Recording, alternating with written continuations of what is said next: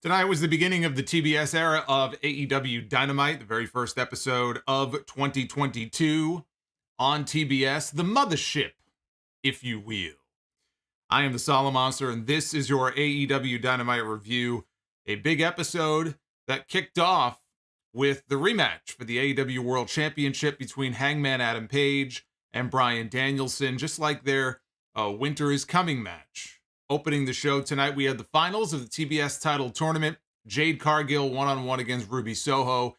And we main evented with the AEW Tag Team Championships on the line. Jungle Boy and Luchasaurus challenging the Lucha Brothers in what, on paper, sounded like a great main event. Sounded like it was going to be a lot of insanity.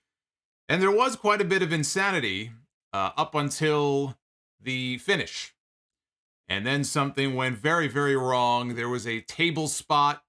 Outside the ring was a table. Alex Abrahantes had set a table up. Christian Cage chases him to the back. And Luchasaurus chokeslam Rey FENIX off the apron, down through the table. The bump itself looked great. The table exploded upon impact. But Rey FENIX really suffered the brunt of it. His arm all but exploded on impact. His arm landed in such a way. The only thing I can tell you that the first thing I thought of was Sid Vicious in WCW when he snapped his ankle. That awful image. It's horrible to even think about that. That's what this reminded me of. His arm at the elbow was bent in such a way you knew instantly, and you could tell from the expression on his face that something was very, very wrong. A human arm is not meant to bend that way. He looked like he was in absolute agony. He immediately starts pointing to the arm. Doctors come over. He was out of the match at that point. The match was almost over, but he was pretty much done for at that point. In the end, though, Jungle Boy rolls up Penta and wins the tag team titles. So on what was supposed to be this great crowning night for Jungle Boy and Luchasaurus becoming the new AEW World Tag Team Champions, this night for them turns into something that I'm sure they and a lot of other people were not expecting and would have hoped that things would have ended up a different way. I'm still just thinking about this injury. When they showed the replay, it was ugh. It did not look good. The latest update is that Rey FENIX is being tended to behind the scenes. They were in Newark tonight at the Prudential Center, so he is in the back being tended to. I would be shocked. The biggest shocker of the year would be to find out that his arm wasn't broken. Either his arm is broken or this guy is Gumby. There can be no way that his arm is not broken after that spot. The only question is, was it a clean break? What's the damage? And what's it going to take to repair it? It was an ugly, ugly ending to a match that up to that point was what you would have expected from those two teams. I thought it was a fun main event up until that point. When that happened, though, all the fun went right out the window.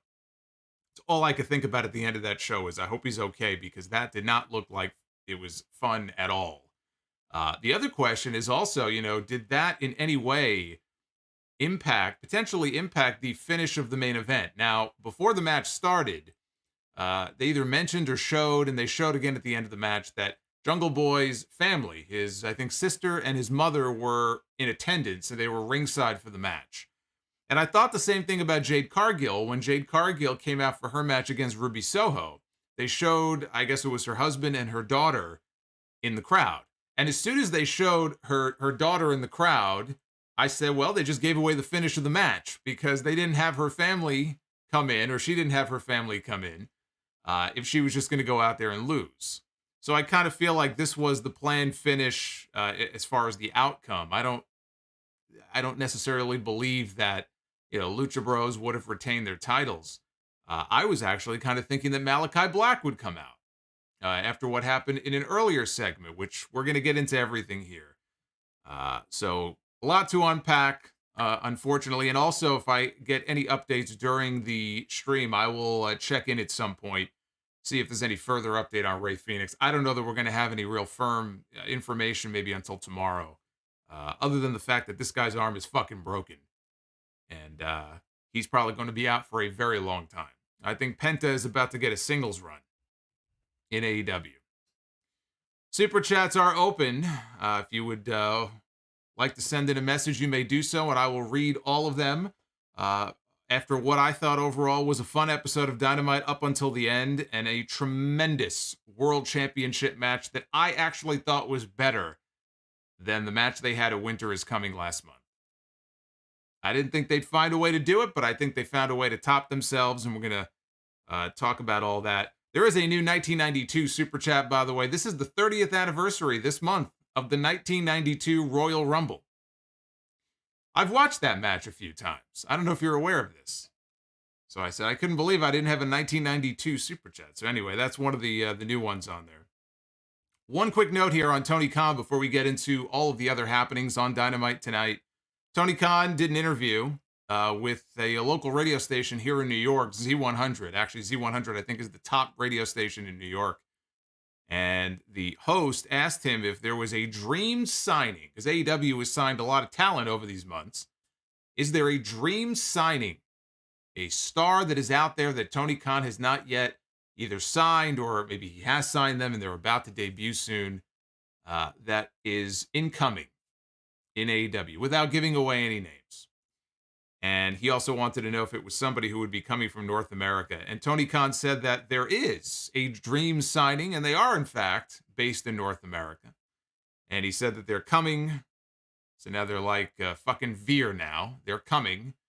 And it's going to be awesome, he said. He's very excited. So I guess we'll have to wait and see who that is in reference to. There are a lot of free agents out there on the market. You know, he could be referring to a woman. He could be referring to a man. He could be referring to Johnny Gargano. You know, Dynamite is coming to Cleveland later this month. In fact, I believe that's going to be the beach break episode this year of Dynamite. A lot of people think that maybe Johnny Gargano will show up in his hometown that night, even though Gargano has said he doesn't plan on doing anything at all until after Baby Wrestling is born, which won't be until next month. So already the speculation has begun. Maybe it's going to be Keith Lee. You know, Keith Lee's a free agent. We know how many people WWE cut ties with over the last several months. In fact, they cut ties with a bunch more today out of NXT. Although those were staff cuts, not talent cuts, and that's for a different day. So that's the latest update. I guess we're getting another big debut. Tony Khan loves his debuts. He can debut anybody he wants to. The question is, what do you do with them after they debut? That's the question. What do you do with them? Do you have a plan in mind for them once they debut on TV? Or do they kind of fade into the background the way that someone like Andrade has faded into the background? Or maybe they're going to be more front and center the way Adam Cole has been. We opened with the rematch for the AEW World Championship. It was Bryan Danielson one-on-one against Hangman Adam Page. This was part 2. I had this on my list, my top 15, which you can find here on the YouTube channel. I just talked about it on the podcast this past Sunday. Top 15 matches of 2021. This one, their first match, made the list. I thought it was one of the best matches I saw all year. So would they be able to top that here tonight? The answer, by the way, is yes. I believe they did. Stipulation was that if the match goes to another time limit draw like their first match did, then it would go to the judges. And we found out tonight who the judges were. All employees of AEW. Sitting in the front row, we had Paul White, we had Mark Henry, and we had Jerry Lynn, who are all, as I said, gainfully employed by AEW. Bryan was being a dick at the start of this. He bailed out of the ring. He was doing jumping jacks at ringside right in front of the judges. Shout out to J-Rod for becoming a sound-off superstar. Hangman ran wild. Clearly, he wanted to try to end this as quickly as possible. There was this great sense of, I have to finish this guy off. So, I mean, they're very frenetic pace here at the beginning of this match from Hangman. He did a tope out of the ring onto Bryan. Went for an Orihara moonsault, which Bryan moved out of the way of, and Hangman basically landed on his feet.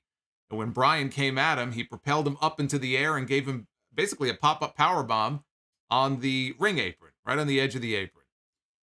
So when he went to go hit another tope on the opposite side of the ring, Danielson this time dodged it and sent Hangman arm and shoulder first into the steel barricade. And that became the story of at least the early part, if not the majority, of this match. Bryan went to work at that point, trying to take out I was going to say secret weapon. I guess not so secret weapon of Hangman Page. That's the arm and shoulder that are very important to him being able to hit his finishing move.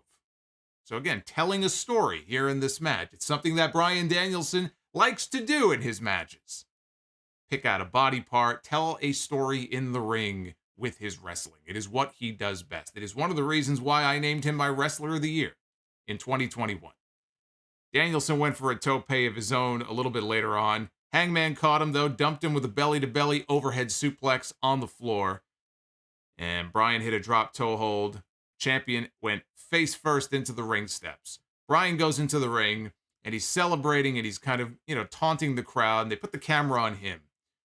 And about 20 seconds or 30 seconds later, when they put the camera back on Hangman, you could see the laceration right on the hairline. And already we have some blood like we did in their first match when Hangman was bleeding. Already he's bleeding again here in this match. At that point, they went to the picture-in-picture. When they came back, Hangman's face was the proverbial crimson mask. He was a bloody mess. And Danielson was just killing him with strikes. He was laying in forearm shots to the head. He was trying to open up that cut even more. He was laying in right hands. He had blood all over his body, and it wasn't even his. Hangman hit a Death Valley driver to buy himself a little bit of time to recover. They did an over-the-top rope suplex spot, the old Bret Hart Dynamite Kid spot from Stampede, where Hangman went for a suplex. He took Danielson out over the top with him, but he landed on his feet. He held the suplex, so when he landed on the ground, he went to go give him a vertical suplex on the floor. Bryan slipped out and shoved him face first right into the ring post. Page came back, though, and he ended up pulling Bryan forward into the post himself. A couple of different times. He pulled Bryan face first forward into the ring post. And then Bryan came up bleeding from the top of the head. So we had double juice here in this match. And they cut to another picture-in-picture. This time, though, it was Hangman who climbed into the ring while Bryan was laying outside, and the doctor or trainer, whoever, came over to check on him. Hangman, drenched in blood, is standing in the ring heading into commercial doing jumping jacks, just like Bryan was doing earlier in the match. Anything you can do, I can do better. So back from break, Hangman had Danielson on the top rope, and he hit this crazy, it's like a fall-away type slam, almost like a Spanish fly, but like in a fall-away slam position. He went over with Bryan. So Hangman did a complete flip and dropped Bryan on the mat. Then he came out on the floor, hit the dead eye on the floor, dropped Danielson right on his head. Page got the crazy eyes at that point. As they zoomed in on his face, he was out on the apron. He was getting ready to finish things off with the buckshot lariat. And we do have a confirmation here. And again, this is going to be a surprise to nobody who saw what happened at the end of the show tonight. I see that from bodyslam.net, claiming that Rey FENIX does in fact have a broken arm. Again, anybody who saw what happened at the end of the show, that would not be a surprise, but it looks like we now have confirmation. So as I was saying, Page had the crazy eyes. He was gearing up. He was setting up for that buckshot lariat, and he propelled himself into the ring. But before he could land it, Bryan, a bloody mess, just collapses to his knees and collapses down on the mat in a bloody heap. But he was only playing possum, because when Page came over, Bryan grabbed him and tried to schoolboy him and win the match. Hangman kicked out. And then he got the label lock applied. He had it locked in. Hangman escaped. And he catapulted Bryan out over the top rope. Page went up top, hit the Orihara moonsault. Buckshot lariat attempt. Bryan ducks it. Hits the ropes and comes off with the Busaiku knee. I love that word. The Busaiku knee. The knee connects, and he covers him, and Hangman kicks out. So both men were bloody messes by this point. We were almost 30 minutes in. I'd say we were probably about 25 minutes into this match at this point. They started trading strikes. Danielson stuffed the Deadeye attempt and instead hit him with the Gotch-style pile driver. Covered him, only got two. Jerry Lynn, they cut over to Jerry Lynn sitting in the front row, and Jerry Lynn is furiously taking notes. I assume he was putting his grocery list together for his food shopping expedition tomorrow. Who knows? Who knows what he was writing? But anyway, Hangman got lured into a triangle sleeper. And Danielson changed his grip, locked on a heel hook. Hangman ended up hitting a backdrop driver, and this was very scary because Bryan Danielson is not somebody who I really care to see being dropped on his head too much. He dropped this fucker right on the back of his head. He folded this guy up. I mean, this was a backdrop driver. Then he set up for the buckshot, which connected this time. He turned Danielson inside out, picture perfect buckshot lariat. And finally, Hangman gets the pin and hands Bryan Danielson the very first loss of his AEW career. They did it. They actually did it. I didn't know if they would be able to find a way to top what they did last month, but they went out there. It was a shorter match. Again, there was more of a sense of urgency, especially in the early going. The blood, it added a lot. It looked like these guys were in a war. It looked like these guys were out there trying to win a championship. It was a bloody affair, back and forth, and all building up to that one buckshot lariat, the attempts that Bryan either dodged or ducked. But in the end, all it took was one. Hangman hit it, he connected, and he retained his championship. Bryan Danielson did everything that he could to put this guy over and to get that move over. He did his job. That was his job. Bryan Danielson came into this feud with more credibility as a main eventer and a headliner than Hangman Page did. This is a guy who headlined 2 WrestleManias. And he's been doing this a lot longer than Hangman Page. He's considered one of the best, if not the best in the entire world. So for him to go in there and go toe-to-toe and have this bloody match with this guy, and in the end, do the job to his move in the way that he did, he put him over in the strongest possible way. So he really ended up making for a great first opponent for Danielson. There were some people who said, well, Hangman's first match, he should have won. He shouldn't have gone to a draw. I didn't see it that way. It seemed pretty obvious what was going on here. You want to milk it, get a second match out of it, but there was never a doubt in my mind about how this was going to end. The only question was, did Danielson go heel just for this match, or is he going to continue with this basically being a dick? Or was he going to come out at the end of this match, get back to his feet, walk over to Hangman, and put his hand out and shake his hand? We didn't see that. Maybe that'll come next week. But Danielson went in there and did exactly what he was supposed to do, and he gave Hangman Page the 2 best matches of his entire career. And Hangman's had some really good matches. Tag team matches, singles matches. These were, in my opinion, the 2 best matches that I have ever seen him have in his entire career. And they both came against Bryan Danielson. Not really a big surprise there.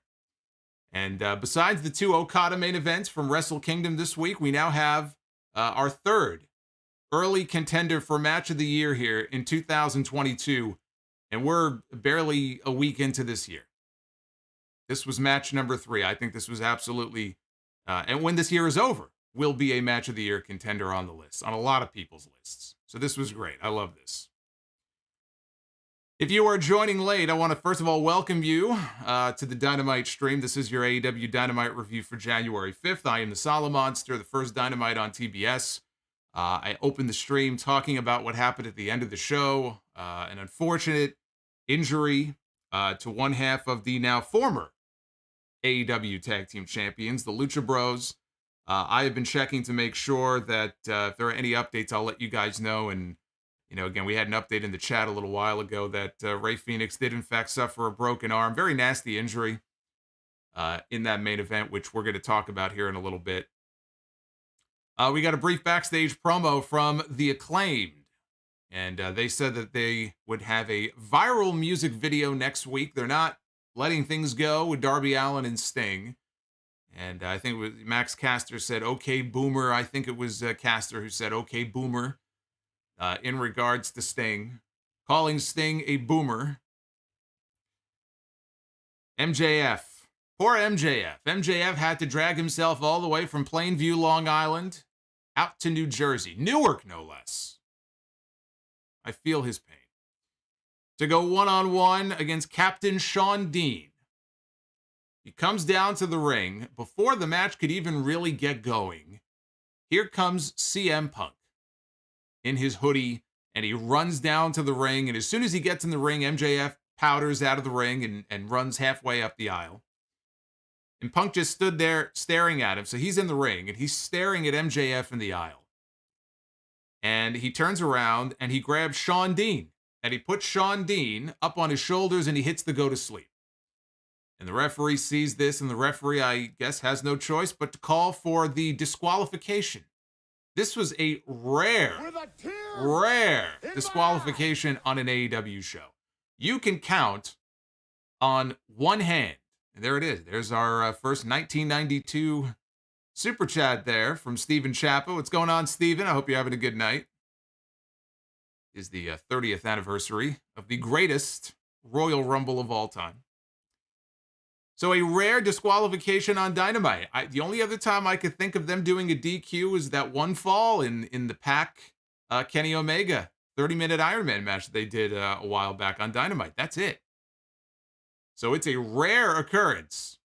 But we did, in fact, get a DQ on the show tonight. And it served a purpose. And the reason that it served a purpose is because in AEW, at the beginning of each year, the rankings that they have reset. And they start all over again. And so MJF has talked in recent weeks about how this is going to be the year that he goes after the AEW World Championship. You know, he's been so highly ranked. Well, now the rankings, everybody is basically back on even footing. The rankings reset back to zero. And as CM Punk pointed out here, and Tony Schiavone was also gleefully pointing this out on commentary, that means that MJF now begins the year with a losing record. He is now 0-1 to start the year. And Shawn Dean joins a very exclusive club of people who have beaten MJF. The list includes Jon Moxley, Chris Jericho, and Shawn Dean as the only people to have defeated MJF so far in AEW. So Punk gets on the mic, and Punk says that this is what's going to happen every time he comes to the ring until he agrees to a match with him. He is going to interfere and stick his nose in every single one of MJF's matches until he says, yes, I will fight you. And the more that happens, it's going to be a real tough time for him to try to build up a winning record and go after the AEW World Championship. He said, MJF now is talking. He said, Punk wanted to focus on becoming a world champion. All of his words and promises are fake. Instead of focusing on that, he's more interested in doing stuff like this. He said, Punk is nothing without him. He keeps Punk relevant. MJF said, do you think you're Roddy Piper? The last time I checked, Roddy Piper was talented enough to main event a WrestleMania. And as the crowd booed and chanted all kinds of stuff at MJF, he said, and if I don't start being shown the proper respect around here, maybe I'll main event a WrestleMania 2. So Punk responded in kind. He said, if you think the grass is greener over there, go main event night 4 of a buy one, get one free extravaganza, and then get released quicker than you last in the sack. MJF got hot, said that you want the goddamn match? Next week, it's going to be CM Punk one-on-one. And I can see this coming from a mile away. Next week, it's going to be Punk one-on-one against Wardlow. Remember when Tony Khan was pictured at the Jaguars game? He had scribbled this AEW Full Gear card, like a draft of a card. And some of the matches came true, some of them didn't. But one of the matches that was listed there was CM Punk against Wardlow. So this is a match that clearly has been planned and on Tony Khan's brain going back at least a few months. Now we're going to get the match on Dynamite next week. It's going to be Punk one-on-one against Wardlow. That got chants of bullshit from the Newark crowd who said, how come we don't get the match? So they weren't very happy about that. By the way, and I know we had a few people who told me they were going to be at the show tonight in Newark, some locals who were going to be in attendance. So maybe they'll chime in either later tonight or they can tweet me or email me and let me know. But for a lot of this show, I don't know if it was just the way they were mic'd, because occasionally I'll say, oh, the crowd really didn't sound that loud. And then I'll hear from somebody who said, I was in the building and we were screaming all night long. I don't know. For Newark, I expected there to be more enthusiasm with this crowd. Didn't seem to me like Newark was overly loud. But that's how it sounded to me anyway. Punk said the difference between people like Piper himself and MJF is that he and Piper would fight anybody, anytime. And he told MJF that eventually he was going to run out of people to hide behind, and when he did, he would put him to sleep. I thought they popped off some good lines here. I think that we could stop leaning so much on the WWE material at this point. It's been done a lot. You just get to a point where it's like, all right, do we need to mention them every single promo and mention The Miz and mention WrestleMania and mention Vince McMahon? And, you know, we had Brandy Rhodes last week coming out and calling, or was it last week, I think, calling Dan Lambert, you know, you wish you could be Paul Heyman. Dan Lambert goes, I prefer Jim Cornette. All these names and references. It's just, you know, when it happens a lot, it gets very old. I think a well-placed reference is fine, but it just feels to me like they're going to that well one too many times. Chris Jericho is out next for a promo, and he pointed out that this was his first time appearing on TBS since 1999, when he appeared on an episode of WCW Thunder, which I probably would not have seen because I wasn't watching much WCW Thunder at the time. But he lost to Booker T on that show. No shame in losing to Booker T. Booker T is a 5-time world champion, right? Or 6-time, I guess. 6-time world champion. 5-time WCW champion. Jericho said it was great to be back after 2.0 hit him in the face with a chair 6 weeks ago. Last week, he didn't come out to save Eddie Kingston. He came out to go after 2.0. That brought out 2.0. Jeff Parker, Matt Lee. Lee asked how the steel chair tasted. So Jericho used his very unfunny squarehead insult. He's still going with this squarehead insult. I don't see the squarehead when I look at him, but apparently he's trying to get the people to chant squarehead. I guess like SpongeBob, instead of square pants, he's squarehead. He tried to call Parker a pinhead and he was saying this over and over and over again and trying to get the crowd to go back and forth, back and forth. This just was not funny at all. I don't know what I don't know what he's going for here. He needs better material. So he grabbed his baseball bat, Floyd, as Daniel Garcia snuck into the ring, and he hit Daniel Garcia with the bat, but he was quickly overwhelmed by 2.0. Chris Jericho's in the ring with a baseball bat, and he gets overwhelmed by 2.0. I used to watch those WCW shows that Jericho mentioned when Sting would come out week after week after week with a baseball bat in hand, taking out 17 members of the NWO with one baseball bat. And Chris Jericho has a problem with 2 members of 2.0. It's pathetic. So Eddie Kingston, Santana, and Ortiz, they ran out for the save. And these 6 are booked for a street fight coming up on Rampage this Friday. The funniest thing that you will see all week is watching Eddie Kingston run down to the ring. I don't know how many of you picked up on that when Eddie Kingston, he came running down to the ring, and I laughed my ass off. It looks, you know what it looked like? It looked like me in the winter when I'm trying to like get somewhere really quickly and I want to run, but then I realize the ground is really icy. That's kind of what Eddie Kingston's normal running looks like. But hey, credit to the guy. He doesn't want to, blow a hamstring or tear something. So hey. But I don't know. I didn't know Eddie Kingston ran that way. I just thought it was fucking hilarious. As far as the segment itself, it's kind of sad to say, but Chris Jericho segments have become consistently the worst thing on these shows.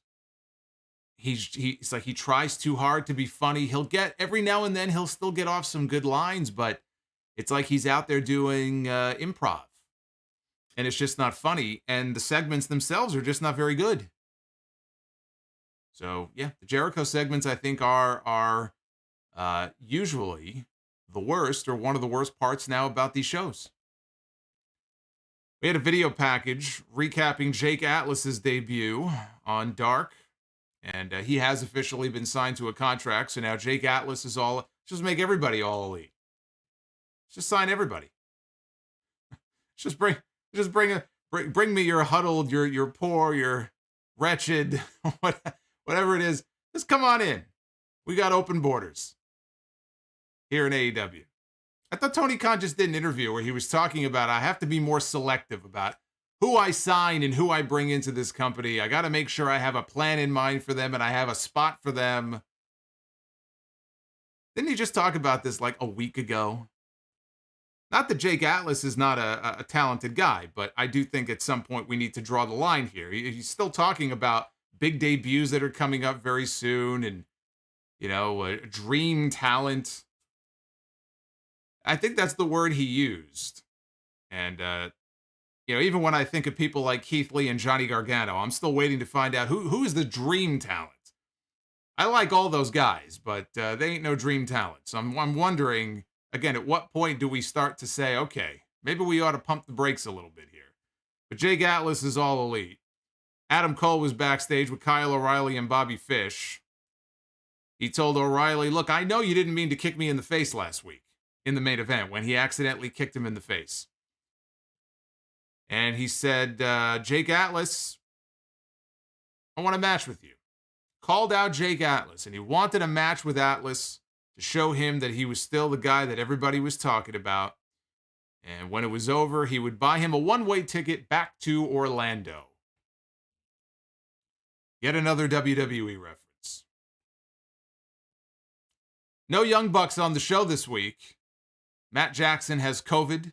I guess Nick Jackson is a close contact, and so they're stuck at home for at least the next week. So that's why there was no progression with that. There was no segment with them. They just weren't there. In fact, I think Brandon Cutler also either has COVID or I was of the impression that he wasn't going to be on the show either. Now, Cole was saying Cutler's name as if he were behind the camera operating the camera. So they may have been pretending that it was Brandon Cutler shooting this, but probably wasn't because I don't believe he was there either. We had Wardlow one-on-one against Antonio Zambrano. Zambrano powdered out to the floor. I heard the name Zambrano. The first thing I thought of was Victor. How many baseball fans remember Victor Zambrano when he was pitching for the New York Mets? I do. I remember vividly a game in which he literally ran off the mound and just ran away. I think that was the last time we ever saw him on the Mets. And I remember in the post-game press conferences, he would sit there sometimes eating ice cream. He would be having like an ice cream cone, like a child. Weird guy. So I heard Zambrano, and all of a sudden I thought of Victor Zambrano. But anyway, he powdered out to the floor before the bell rang because he knew he was about to get fucked up by Wardlow. Wardlow was talking now to Rick, and he was like, what's this guy doing? And he starts engaging in conversation with the referee. And the referee was Rick Knox. So this Zambrano guy didn't stand a chance. When Shawn Spears attacked him outside, I mean, Shawn Spears could have used a gun, a knife, a box cutter. He could have blown him out of the fucking building with a bazooka. And Rick Knox would just stand there and then turn around and go, what's going on here? What's going on, guys? Rick Knox. So Shawn Spears did, in fact, grab Rick Knox. He grabbed Zambrano, gave him a C4, Death Valley driver on the floor, rolled him into the ring, called for the bell to be rung. Wardlow looked like he didn't know or didn't approve of what Spears did, but he powerbombed this fucker anyway. 5 times. He gave him 5 powerbombs and pinned him, and that was the end of that. So a little warm-up for Wardlow heading into his big match next week with CM Punk. Up next, it was the finals of the TBS title tournament. Ruby Soho one-on-one against Jade Cargill to crown a brand new TBS champion. This was, in 2 words, not good. Not good. They showed Jade's family and her daughter before the match at ringside. That gave away the finish right there. As soon as they showed her daughter and they zoomed in on her and how proud she was to see her mom going for this championship, You knew exactly what the outcome of this match was going to be. So Ruby baited her to the floor early on, hit a soccer kick and a front face drop kick off the ring apron. Mercedes Martinez ran out. The Thunder Rosa was right behind her.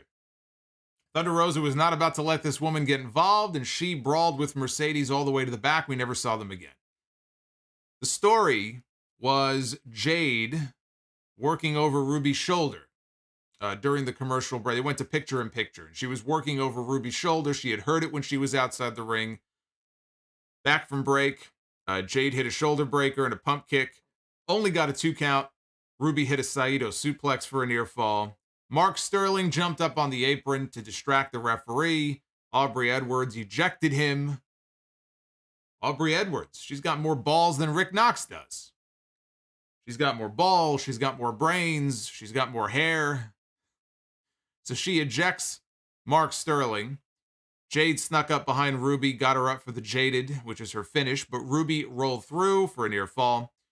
The No Future kick connects. That's Ruby's finish. Jade, though, got her shoulder up at the last second on the pin attempt. So they ended up on the ropes. And Ruby tried for an arm drag off the top, but Jade didn't budge. And instead, she picked up Ruby for the Jaded. She did momentarily think about climbing up to the top rope. So she was standing on the middle rope. And then she put her foot on the top. And then you can almost, like, if you watch her, you can see she's like, yeah, okay, this is not going to work. And for the better, she decided to not climb all the way up to the top rope. She stayed on the middle rope, and she hit the avalanche Jaded and got the pin. And so Jade Cargill, with only 20 or so matches to her name, most of them have come on Dark. You know, even 20, that's not a big number of matches. Jade Cargill is the first ever TBS Women's Champion.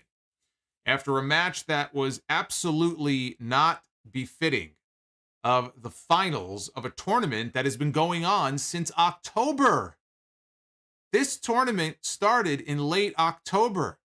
It's been going on for a while. They've taken their time with this. This thing has been going on for a few months. You would think if you're building to a big match in the finals, it should be the best match of the tournament or one of the best matches of the tournament. And you knew coming in, Jade, not very experienced. Ruby, though, has a lot of experience. Maybe Ruby can carry her to the best match she's ever had. Unfortunately, that's not what happened. And they had, actually, I thought, one of the more underwhelming matches of the entire tournament. This was not a match you would expect to see in the finals. This was more like a qualifying match. Was not a fan of this match at all. But Jade is the one they're going to build that division around soon. You can just see it. You can see it from day one. From day one, the way they've been promoting this woman. Eventually, she is going to be the number one star of that women's division. That's the hope that they have for her. And so now she's a champion. So her winning wasn't surprising. The one thing I wonder if they're planning on doing, I wonder if they would build to an eventual title match with Jade Cargill and Brandy Rhodes. You know, there's unresolved issues there on screen. Brandy was supposed to be the one tagging with Cody against Jade and Shaq on Dynamite all those months ago, but then she got pregnant, and Red Velvet took her place, cosplaying as Brandy Rhodes in that match, basically. So there are, you know, there's a history there on screen between the two of them, and, you know, Brandy is trying to get back into things here, and maybe they look at that as being an eventual story where Brandy is trying to work her way to the championship, and, you know, not necessarily the world championship, but maybe they would give her the TBS title. I don't know, but it made me think about that. That could be a direction, an eventual direction. It could be Brandy and Jade. I guess after Brandy has her match with Dan Lambert first. We didn't see Brandy or Cody or Lambert on the show tonight, by the way. We did, however, get highlights of a sit-down interview earlier in the day. Jim Ross sat down with Hikaru Shida's opponent next week, Serena Deeb. So I thought this issue was over between these two, and I'm kind of happy it's not, because these two have had some really good matches before. Actually, if you put these two in the finals of the TBS tournament, you would have had a much better match. But they're not building around Shida anymore, and they're not building around Serena. Serena spends more time behind the scenes sitting at the gorilla position with a headset on next to Tony Khan than anything else. But they're resuming this feud for at least one more match, and I'm not going to complain about that because the matches they've had have been kick-ass. And Serena talked about Shida getting fluke victories over her. So from now on, it's about hurting her, not beating her. It's about hurting this woman. She said that she tries to be, or she is rather, the best wrestler on the roster. She's paid her dues. She's paid enough dues for the entire locker room. And she demanded a match with Shida next week on Dynamite and said that she's going to take out 17 years of anger and frustration on this woman. And the match has since been made official. That will happen next Wednesday. We had Malakai Black up next against Bryan Pillman Jr. Julia Hart was back. We haven't seen Julia since Malakai spit in her face. Julia was back. She's got the pirate eye patch on now. She was in Pillman's corner. Pillman surprised Malakai early, sent him to the floor, hit a diving basement drop kick that connected. Black, though, regained control during the break. Pillman made a comeback. He hit a jackhammer for 2. He went for Air Pillman. Unfortunately, it didn't work out for poor Bryan Pillman Jr. He went for Air Pillman off the ropes for the springboard, and he slipped, and he fell flat on his face. Shit happens. As soon as he stood up, he tried to very quickly recover. Black hit the roundhouse kick, kicked him right in the face, knocked him out, got the pin. I mean, the finish here was never in any kind of real doubt. I imagine, just based on what they were doing here, that the planned finish was he hits Air Pillman, and as he's soaring through the air, Malakai does the spin kick and connects, and kicks him right in the face in midair. I assume that was the finish they were going for, but Pillman just, this poor guy, he just slipped and he fell. Hey, the people slip and fall. Look, Bron Breakker is the NXT champion now, and Bron Breakker slipped and fell off the ropes in his match, his first match at Halloween Havoc with Tommaso Ciampa, right? It's just unfortunate that it came right at that point in the match where they were going into the finish. It would kind of be like Shelton Benjamin, that great spot on Raw that he did with Shawn Michaels, and that's what I think they were going for here, is a kick in the air like that. Imagine now if Shelton, and Shelton wouldn't slip because Shelton's fucking great, but if Shelton in that spot had slipped, would have ruined the whole spot. He would have been beating himself up. I'm sure Pillman's beating himself up after this. So Malakai goes to leave. And then he has a change of heart and he comes back into the ring. Julia Hart is down tending to Pillman, who's covering his face in shame, I'm sure. And Black is back in the ring and he's cornering Julia Hart. And out come the Lucha Bros. No music or anything. It's Penta, it's Phoenix, it's Alex. They're up next anyway in the main event. They have had issues before with Malakai. Malakai's the one who took out their boy. We haven't seen Pac since he got double misted in the face. So here come the Lucha Bros on their way down to the ring. And the lights go out. They're off for about 10 seconds. When the lights come back on, they've switched positions. And now the Lucha Bros are in the ring, and Malakai is standing in the aisleway on the ramp. I thought for sure this was going to be the moment that we saw the debut of Brody King. It has been teased that there is going to be a new member, at least one, of the House of Black. I think Black was even teasing something on social media earlier. So this was actually really lame. I thought the way this segment ended was lame. I mean, the match with Pillman was fine, aside from the slip there at the finish. But I thought first TBS Dynamite and the way they've been teasing it with some of these vignettes and everything, it seemed like the perfect time, since supposedly he signed, to debut Brody King. I was shocked that we didn't get him here on the show. It was just the lights go out, the lights come back on, they play his music, and off he goes. It's like, all right, we've seen this already a whole bunch of times. At some point, you got to change things up a little bit. So that was surprising. I thought that was a very lame way for that segment to end.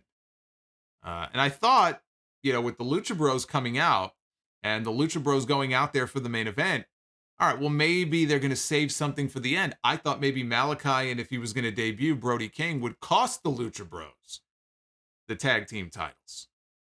I don't think what happened at the end of that match, changed things. Like that was the plan, and then they had to deviate from the plan. I don't think. So that was also very surprising. No Malakai. In fact, they showed Malakai at the end of the show. He was sitting in the crowd. So very lame. I thought that was very lame. Ruby Soho was in the back being interviewed about her loss in the finals, and she was interrupted by Brit Baker, Jamie Hayter, and Rebel. And Baker said that this was the second time Ruby had failed to win a championship, but Soho said that Baker can't win without her friends, and she has never beaten Riho, who challenges Brit Baker for her championship this Saturday on TNT. So they all brawled, and then Riho, and we've seen this a few times with some of these backstage segments in AEW with the women. We had a segment like this a few weeks ago with Nyla and some other people, where they're shooting this promo in the back, and then somebody is going to run in, but it's so staged. It's like right at the right moment, like here comes, like a bat out of hell, here comes the person. But just the way it's filmed and shot, it just looks so phony. That's kind of how this was. Like Riho came in, and here comes the brawl, and they break them up, and whatever. It was a backstage segment. It's not a big deal. But then we get to the main event. For the AEW Tag Team Championship, Lucha Bros defend the titles against Luchasaurus. A lot of Lucha in this match. Lucha Bros, Luchasaurus. Notice they don't call Jungle Boy and Luchasaurus Jurassic Express anymore. In the graphic, on commentary, I guess without Marco Stunt, they don't call them Jurassic Express. Maybe that's only when they're a trio. Meanwhile, we haven't seen Marco Stunt in months, which is fine with me. But interesting, they don't refer to them as Jurassic Express. At least this week they didn't. It was just Jungle Boy and Luchasaurus. A lot of back and forth, pretty evenly matched the early half of the match. They come back from the final commercial break of the show. Unfortunately, it would not be the only break that we had left in this broadcast. Luchasaurus took out both Lucha Bros. Jungle Boy came off the top rope, hit a destroyer to Rey Fenix. Fenix later hit a destroyer of his own to the Dinosaur. Penta hit the Made in Japan to Jungle Boy for a close near fall. I always cringe when I see that move. Even when Shingo does it, in New Japan, like, it's just a split second. If you don't tuck your head, it could just end tragically. It's just such a dangerous looking move. But he hits the Made in Japan. Close near fall. Lucha Bros were setting up for their finish when the lights went out. Boy, they love this lights out gimmick in this company. They love the lights out in AEW. Tony Khan, you could tell that Tony Khan was a huge fan. I know he was, because he's talked about it, of the original ECW. In fact, he was at the ECW arena in the crowd for some of those shows. He was a huge ECW mark back in the day because they're the ones that popularized this whole lights out gimmick. It was Paul Heyman and ECW back in the mid-90s with Sabu and like Sandman and other people. They popularized it. That's where Tony Khan learned it. And now we get it like every week or every other week on this show. The lights go out, lights come back on, lights go out, lights come back on. Even WWE doesn't do it that often. Meanwhile, the lights came back on and there was nobody there. This is where I thought, okay, here comes Malakai and we're going to get Brody King or we're going to something, to follow up on what happened in the previous segment. No, the lights go out. Obviously, it's tied into Malakai in some way. Lights come back on and they're still standing there. Like nothing happened. Like somebody accidentally hit the switch. So the match continued. It's like, all right, just keep wrestling. So there was a tornado corkscrew dive by Fenix. Takes out Luchasaurus on the floor. Penta gave Jungle Boy a pile driver on the ring apron. And the Lucha Bros hit the combination Fear Factor in the ring. But Jungle Boy kicked out. This is why I think there was no audible called for the finish. I think the tag title change was planned from the get-go. Between him kicking out of the Lucha Bros finish, which I don't think anybody's done, and again, the focus on Jungle Boy's family being in the crowd, and the fact that I think they just wanted to do something special in the main event of the first TBS Dynamite, first show of the year. I'm sure the tag team title change was planned. As it turned out, it's a good thing that the titles changed hands because of what happened next. Alex is on the floor. And Alex he looked like he was all coked up or something. He was all full of energy and he's setting up a table. And he sets the table up outside the ring. Now, Christian Cage was in the corner of, should I call them Jurassic Express? Are we allowed to call them that anymore? He was in their corner. And so he chases off Alex. And off to the back they go. And the table is sitting there. Luchasaurus is standing on the apron. and he grabs Rey Fenix. And he gives Rey Fenix a giant choke slam off the ring apron, down through the table. When Phoenix, and the table exploded, so, it looked good and made a good sound and all that. He crashed through the table, but his arm got tucked under him, and it snapped. His arm clearly snapped. It just bent under him. Immediately, you could see, he's wearing a mask, and you can see the agony etched on this guy's face. And he had to, get his arm out from under him, and then he's holding his arm, and he's pointing at his arm. So they cut away. And Penta in the ring is in there with Jungle Boy, and he teases a kill switch, which is Christian's move. But he slipped out of it, and he got a roll up on Penta, and he got the 3 count.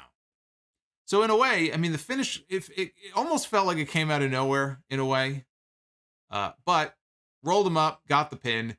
And so Jungle Boy and Luchasaurus, for the very first time, hold gold here in AEW. They're the new tag team champions. You could tell that they knew something was wrong with Phoenix. Everyone's demeanor when this was over, even the champs, even the winners, you could tell that they knew that something bad had happened.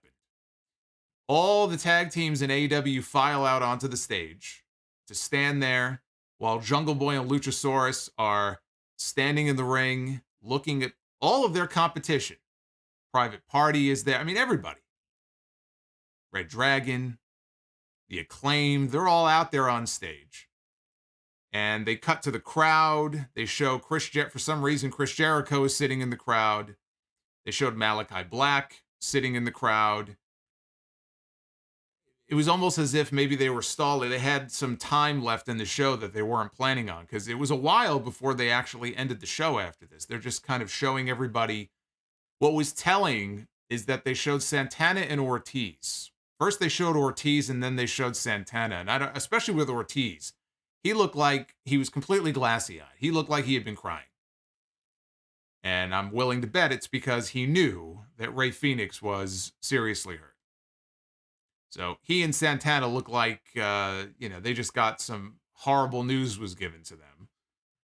I think they all knew. But that's how the show went off the air. A very unfortunate, very scary injury that is going to keep Rey Fenix out, I'm sure, for a very long time. The only question is how serious was the break? You have a broken bone. You can have a compound fracture. There could be torn ligaments. We don't know the extent of the damage, but I don't watch that and expect there to be anything other than bad news coming out of it. And it's unfortunate. There's never good timing for an injury like that. But the Lucha Bros have been everywhere. They don't just wrestle in AEW. They wrestle for a whole bunch of different promotions. The Lucha Bros are in high demand and have been for quite some time. They have tag team titles in all kinds of promotions. I mean, the Lucha Bros are the reigning House of Glory tag team champions. In fact, we were promoting their return for next month. We have a show coming up on February 12th where they were supposed to return and defend their tag team titles. And I mean, I'm sure that's out the window now. I guess we'll find out. So there's never a good time for something like that. But when you're in a tag team, that's the risk that you run. When one member goes down, it affects the entire team. So it sucks for Phoenix. It sucks for Penta. And once we know more, I guess we'll talk about it. I'm waiting to see here if there's... we have another injury update, apparently. This is coming from Bryan Alvarez of the Wrestling Observer, that Jake Atlas apparently injured his knee tonight during the tapings. I guess that would have been the match with Adam Cole, which I scheduled for Rampage. Rampage on Friday is supposed to have Adam Cole against Jake Atlas. So if that's the case, that would have happened at the taping right after the Rey Fenix injury. So boy, you talk about a snake-bitten show. That's not good news. Again, I don't know the extent of the injury. We'll wait and see. But apparently Jake Atlas also getting hurt tonight at the tapings. Let's see if we have an update. I want to see if we have an update on Rey Fenix. Again, I would be absolutely stunned if it wasn't a break of the arm. But we have an update here from PW Insider. Rey FENIX was taken to the hospital. The belief is that he likely dislocated his elbow, which, given how evil the injury looked, would be a blessing. And Jake Atlas blew out his knee. No word on the severity yet. So, what was I just talking about here?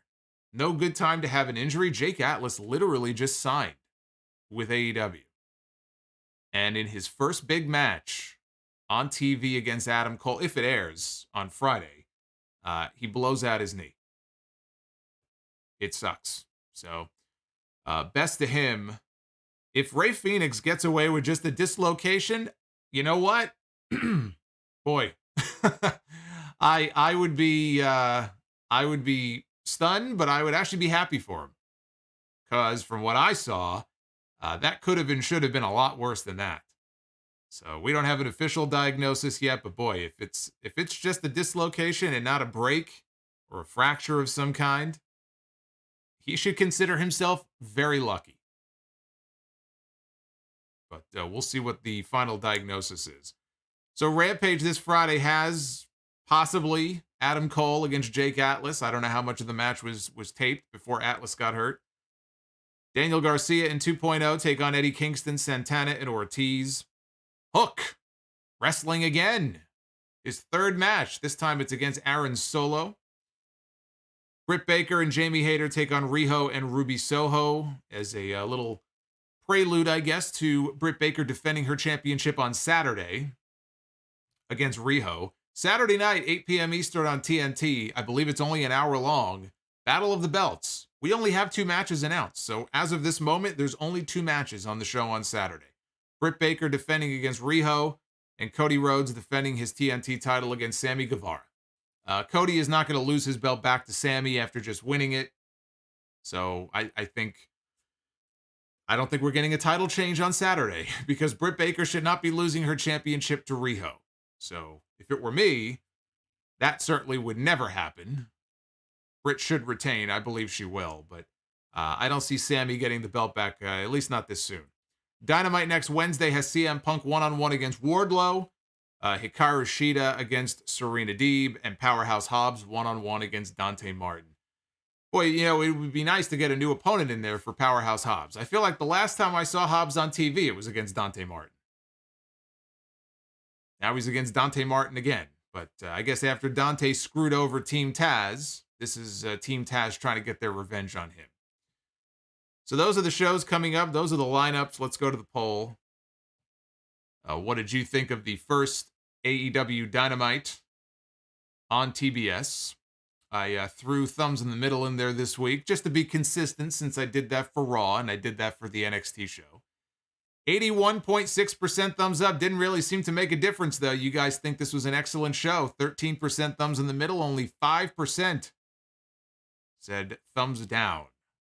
And if you're wondering how and where you can go to vote in all these polls, the place to go is always at Solomonster on Twitter. And I am just checking a few other sites. I want to check Fightful here and just see if we have any further word on any of these injuries to Rey FENIX or to Jake Atlas. I don't see anything new, so things are the same. We don't have any other words yet. We'll check again in a few minutes. Let's switch over to your Super Chats. And I'll periodically check in just to see if there is any update on what's going on with those guys. So hit that thumbs up button, by the way, if you are joining us. And we have well over 1,200 here right now. Hit that like button. It helps out the video when you do. If you missed it, I did go live after Raw Monday night. I usually don't. I subjected myself to Raw this week because I wanted to see what they were going to do with Bobby Lashley and Brock Lesnar. And we had a little call-in show, test pilot at the end after the review. So that's up. NXT New Year's Evil, that review is up as well from last night. Braun Breaker, the new NXT champion. Rest in peace, the black and gold. And here I thought, I have to correct myself because on the stream last night, I said that last night was the final nail in the coffin of the black and gold era of NXT. I was wrong. I was wrong. The final nail in the coffin of the black and gold was not last night. The final nail in the coffin came this afternoon with the releases, mainly the release of one William Regal, among many other staff behind the scenes and coaches who were also cut. I will have a lot more to say on that on the podcast, I am sure. Episode 738 coming up this weekend. But yes, William Regal, gone. Imagine thinking that for whatever they were paying him, imagine thinking that you cannot find a use for someone like William Regal when you have such a young roster, all these young people they've signed now to be part of this new 2.0 brand. You know, imagine thinking that you can't find a good way to utilize the experience and the skills of William Regal. Imagine. Sean O'Hare. More releases. Yeah, so he sent that in just as the news was coming in of the releases. So that's a breaking news super chat right there. Thank you, Sean. Hashway, I was excited about Dynamite, and then you remember it's Wednesday with all the cuts because of rebooting. Imagine the conversation when they fired Regal. Oh, I'm sure the conversation was probably no different than it is with everybody else. Probably a call from you-know-who. Sorry, budget cuts. You honestly think they gave him some long, extended conversation? Maybe they gave him a gold watch and kicked him out? I'm sure it was no different than everybody else who gets cut. I'll say this, and this goes for anybody who works for a large company, and that's what WWE is now. I mean, they're completely just a corporate entity now, more so than ever before. Anybody who works for a large company, there is loyalty. The loyalty goes one way. You try to be loyal to the company. You do not get that loyalty in return, more often than not. Always keep that in mind. It is a one-way street when it comes to loyalty with companies like WWE. Always look after number one. Sean O'Hare, years ago we thought Triple H was going to get rid of Vince's guys. Like Kevin Dunn, never would have thought that it would be Vince taking out Triple H's guys like this. Flamethrower Fluff Salisbury. Hey, Timu, what's going on? Boy, I haven't seen Timu in a long time. They give him a watch, kick him in the butt, and tell him a computer took your job, Daddy. Maybe that's what they told William Regal. They said a computer took his job. We don't need you anymore. We don't need you. We got a MacBook. We got a MacBook Pro that's taking your job. There's the exit. See you later. Flamethrower says, how do you think Stephanie feels with what has been going on? Gotta be sucking, being caught between your father and your husband. I'm sure it's a little awkward for her, but I think Stephanie will sleep just fine at night. Ryan Spies, the three people to beat MJF in singles matches, Jon Moxley, Chris Jericho, and Shawn Dean. That's what I mentioned earlier. That's it. Shawn Dean is in very esteemed company here. He's part of a very small group of people who actually have wins over MJF. Naif Al-Safar dropping $9.99. I hope Naif is having a great Wednesday night, or whatever it may be at this point. I know he's in a different time zone than I am. Ryan again with Jade winning. It is time for Jade Cargill versus Brandy Rhodes for the TBS title. Beloved babyface Brandy Rhodes is going to slay the monster heel and win for reality show content. That's a great point. I mentioned the Brandy Rhodes earlier, but you make a good point about the reality show. Wouldn't that be a great reality show storyline for their show? I guess it's still on TNT, right? The Rhodes to the Top. I believe it's still on TNT. Shout out to Drew Johnson, channel member for 4 months. What's going on, Drew?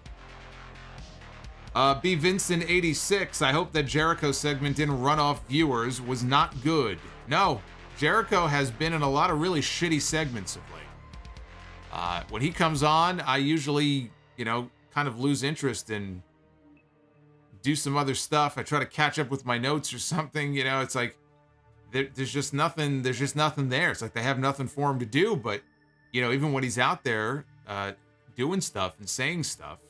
It's just lame. You know? Hey, Sahil. Just became a new channel subscriber. I know we had a bunch of people just sub. I'm sorry I missed the other names, but thank you for becoming a channel subscriber.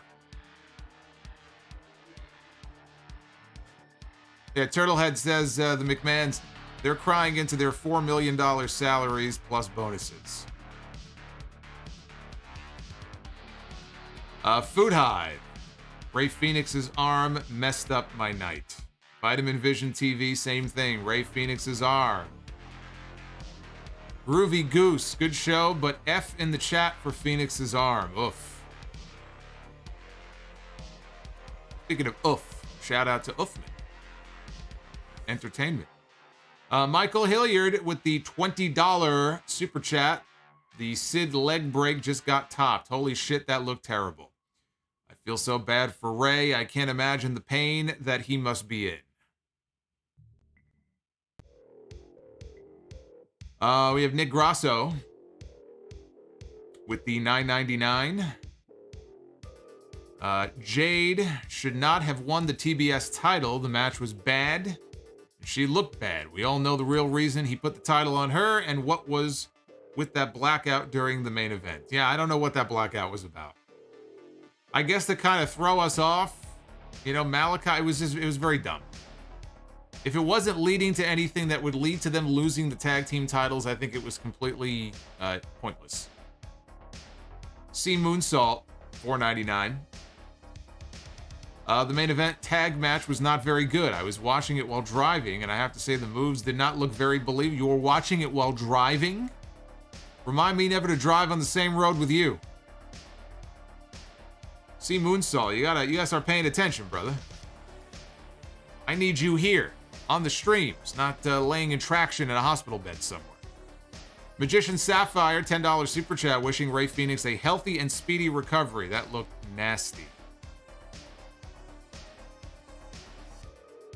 Dr. NXT Scorpio, I watched that Evil versus Ishii, and it dumbfounded me. I mean, how do you have a bad match with Ishii of all people? Good lord. Hope Phoenix is okay. It takes a lot to have a bad match with Tomohiro Ishii, but Evil found a way to do it. BG Thrilla, $5 super chat. The show was good. I think Ruby is beating Brit. No, she's not. I don't believe she's beating Brit. I think they're setting up that match.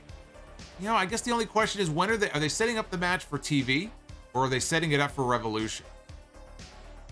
You know, they don't have to go right to Brit and Thunder Rosa. I would actually think about doing Brit and Thunder Rosa, maybe a Double or Nothing in Vegas in May, and do the title change there. But I know the issues that Ruby has been having with Brit. You know, Ruby just lost to Jade. Do you beat her again? Then she looks like a double loser. I wouldn't do it. I don't think Ruby should be the one to beat Brit. I just don't. I think it should be Thunder Rosa. I think it would be crazy to take that championship off of Brit without even getting to the Thunder Rosa rematch. King Bling Blah, $2 super chat. Penta gets a singles run. Enter Lucha Underground style Pentagon. Now, Lucha Underground style Pentagon is dead. Speaking of Lucha Underground, look who just popped up on screen. The lovely Katrina. As my eyes bug out of my head. There in that super chat. Original Project, $20 super chat. What is going on, Original Project? Wishing the best to Ray. I have to say that world title match was just the sweetest. It really was. Wasn't it? Wasn't it great? Everything you love about pro wrestling. Death Ronic 78. What Tony Khan came out and said is that this diverse enough for you? A boy from the jungle and a damn dinosaur as your champions. Yes, a lot of diversity there. You're right. You're right. Anti-M Bishop, $10 super chat. Greetings, Solomonster. Prayers for Phoenix. And this year already has 4 Match of the Year contenders. Okada Shingo, Okada Ospreay, Nakajima Shiozaki Inoue, and Danielson Page 2. Oh, what a rush. Smash that like button. I have not seen Nakajima and Shiozaki. But those two Okada matches, absolutely. Early match of the year candidates. I'll have my full thoughts on Wrestle Kingdom nights 1 and 2, and possibly night 3 if I watch it in time on Saturday. I'll talk about that on the podcast on Sunday. Marcus Robinson Johnson, $5 super chat. I was watching the ending of the Mavs game, and thankfully I missed the FENIX injury. Hope he recovers well. Sucks that he got hurt. There's Uffman Entertainment. At the moment right now, me and the missus are at the Prudential Center watching... Oh, it's the Prudential Center. What did I say? I said when I mentioned Newark earlier, I think I said... Did I say the Prudential Center? I think I did. Yeah, Uffman said he was going to be at the show tonight, so that's right. He's there. Watching Rampage, and today is our 3rd wedding anniversary, celebrating it with AEW. And yes... She is a sound-off girl. Well, that is, that's a keeper. That's a keeper right there. So, happy anniversary to the two of you. Uffman is usually holding down the fort for us in the chat. Hey, The Journey. The Journey has journeyed all the way here to the Sound-Off channel to become a subscriber. Welcome to The Journey. Don't stop believing. My message to you. Stephen Chappa with the 1992 Super Chat. You broke in our brand new Super Chat. That is the commemorative anniversary Super Chat for the 1992 Royal Rumble. One of our brand new ones. $19.92, right on the dot. Rodimus Prime, $20. Missed the world title match, but the tag title match was awesome. Unlike WWE, AEW has a strong tag team division that they can be proud of. I said not Darian, Dorian. It's Dorian. See, the Super Chat is blocking everything. Get out of here. Get out of here. Disappointed Solomonster. Dorian Moore, $5 Super Chat. Today we got WWE firings and FENIX the human chicken wing. And they fire the Asian guy from Diamond Mine who has not spoken or wrestled once. Yeah, I mean, to me, that's not a big deal. They didn't do anything. I mean, it was cool having him out there, but he never spoke, he never wrestled, he never did anything. I'm surprised they didn't cut him 6 months ago. It's no big loss. If they're literally not going to use somebody, then get rid of him. Fawaz. What's going on, Fawaz? Thank you for the super chat. Food Hive. Am I the only one who thinks AEW doesn't sign that many ex-WWE talents? The number of people signed from their release is not much at all.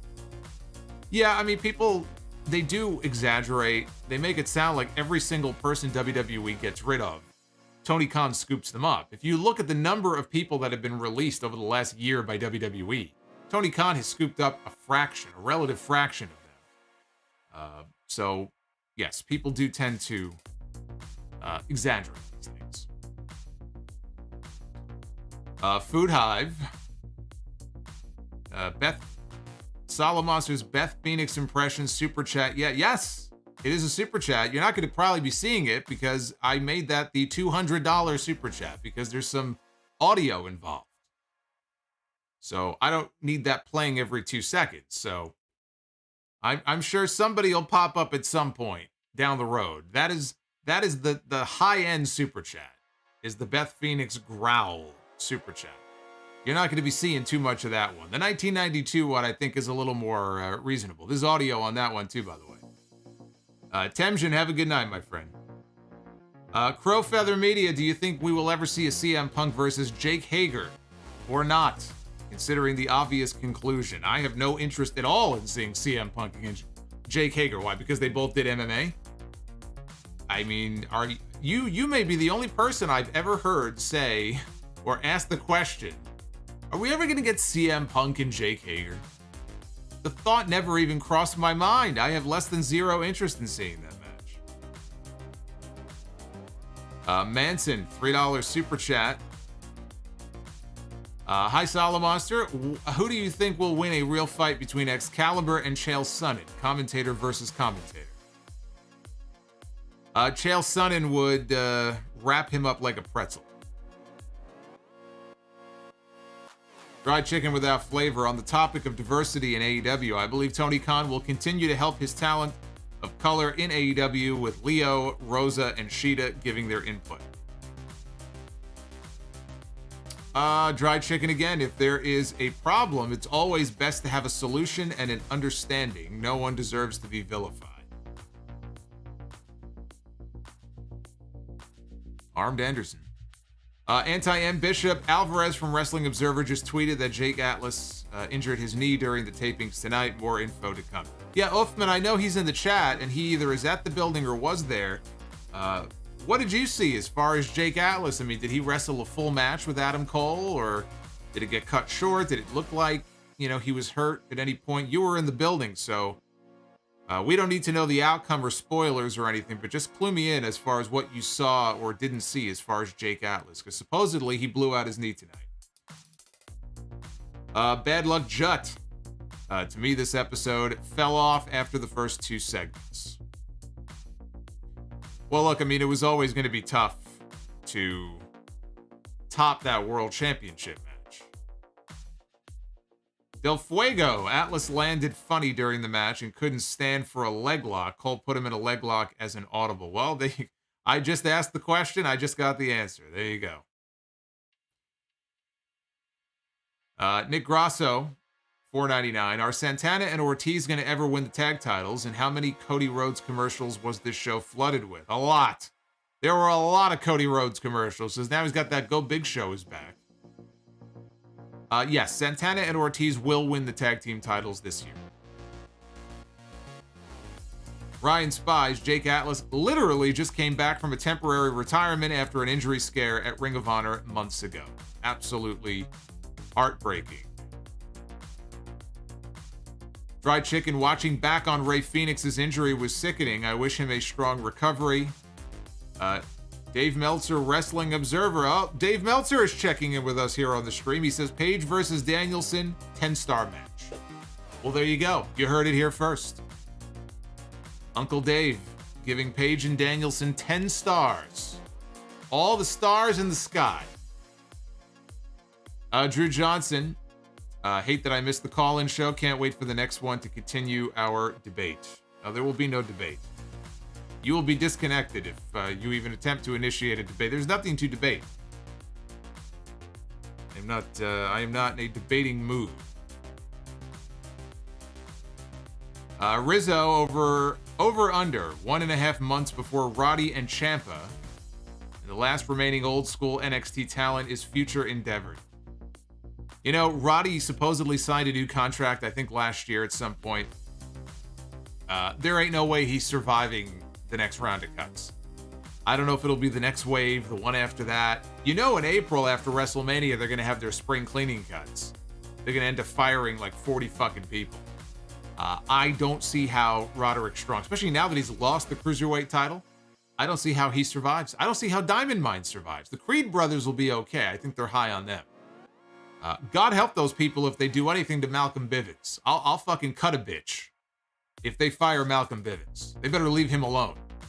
But Roddy, I don't think it's a good situation for him to be in at all. Roka Will 23. Apparently, Freddie Prinze Jr. got word that WWE tried to sell the company to Fox. I did hear that.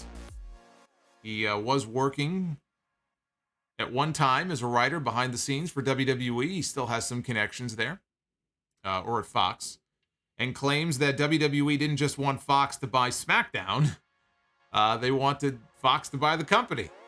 But Fox went with SmackDown instead. Look, I told everybody on the podcast earlier last year, like months and months and months and months ago, when these releases really started ramping up, this is a company that is trying to get as much red ink off the books as possible. This is a company that is going to be sold in the next few years. They are preparing themselves for an eventual sale. The only question is, who's the buyer?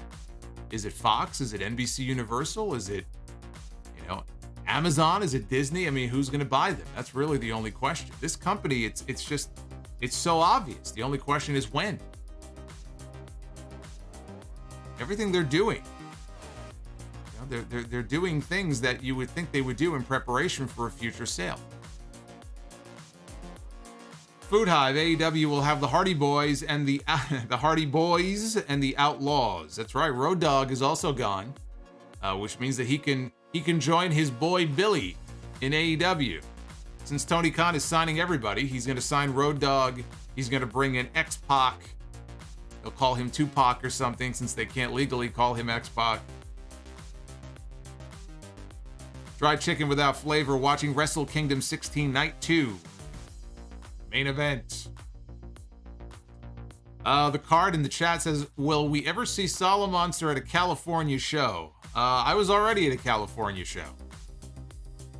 I was at WrestleMania 31, and Raw, whatever building Raw was in, I forget. I was at the very first NXT, like big NXT show that they did outside of Florida, which was in San Jose at, I forgot what university it was. I was at that show. It never aired on TV, but that was a great show. That was the first time that Kenta busted out the GTS in the opening match that night against Tyler Breeze. But that was my only California trip. I have no idea when I'll be out there again. I don't have a clue. I have no travel planned at all. Biblical Adrian, Mustafa Ali, or I guess Mustafa Ali, Mansoor, and Elias have gone missing. Elias has been missing for months. Veer has been missing he's been coming, but he's been missing. Apparently, he's still coming. This guy's gonna have fucking blue balls by the time he shows up on Raw. Drew Johnson, $5 super chat. Who is going to be the guy to take the belt from Hangman Page? You know, I was thinking MJF. And I'm gonna stick with MJF. I don't know. I feel like it's gonna be MJF.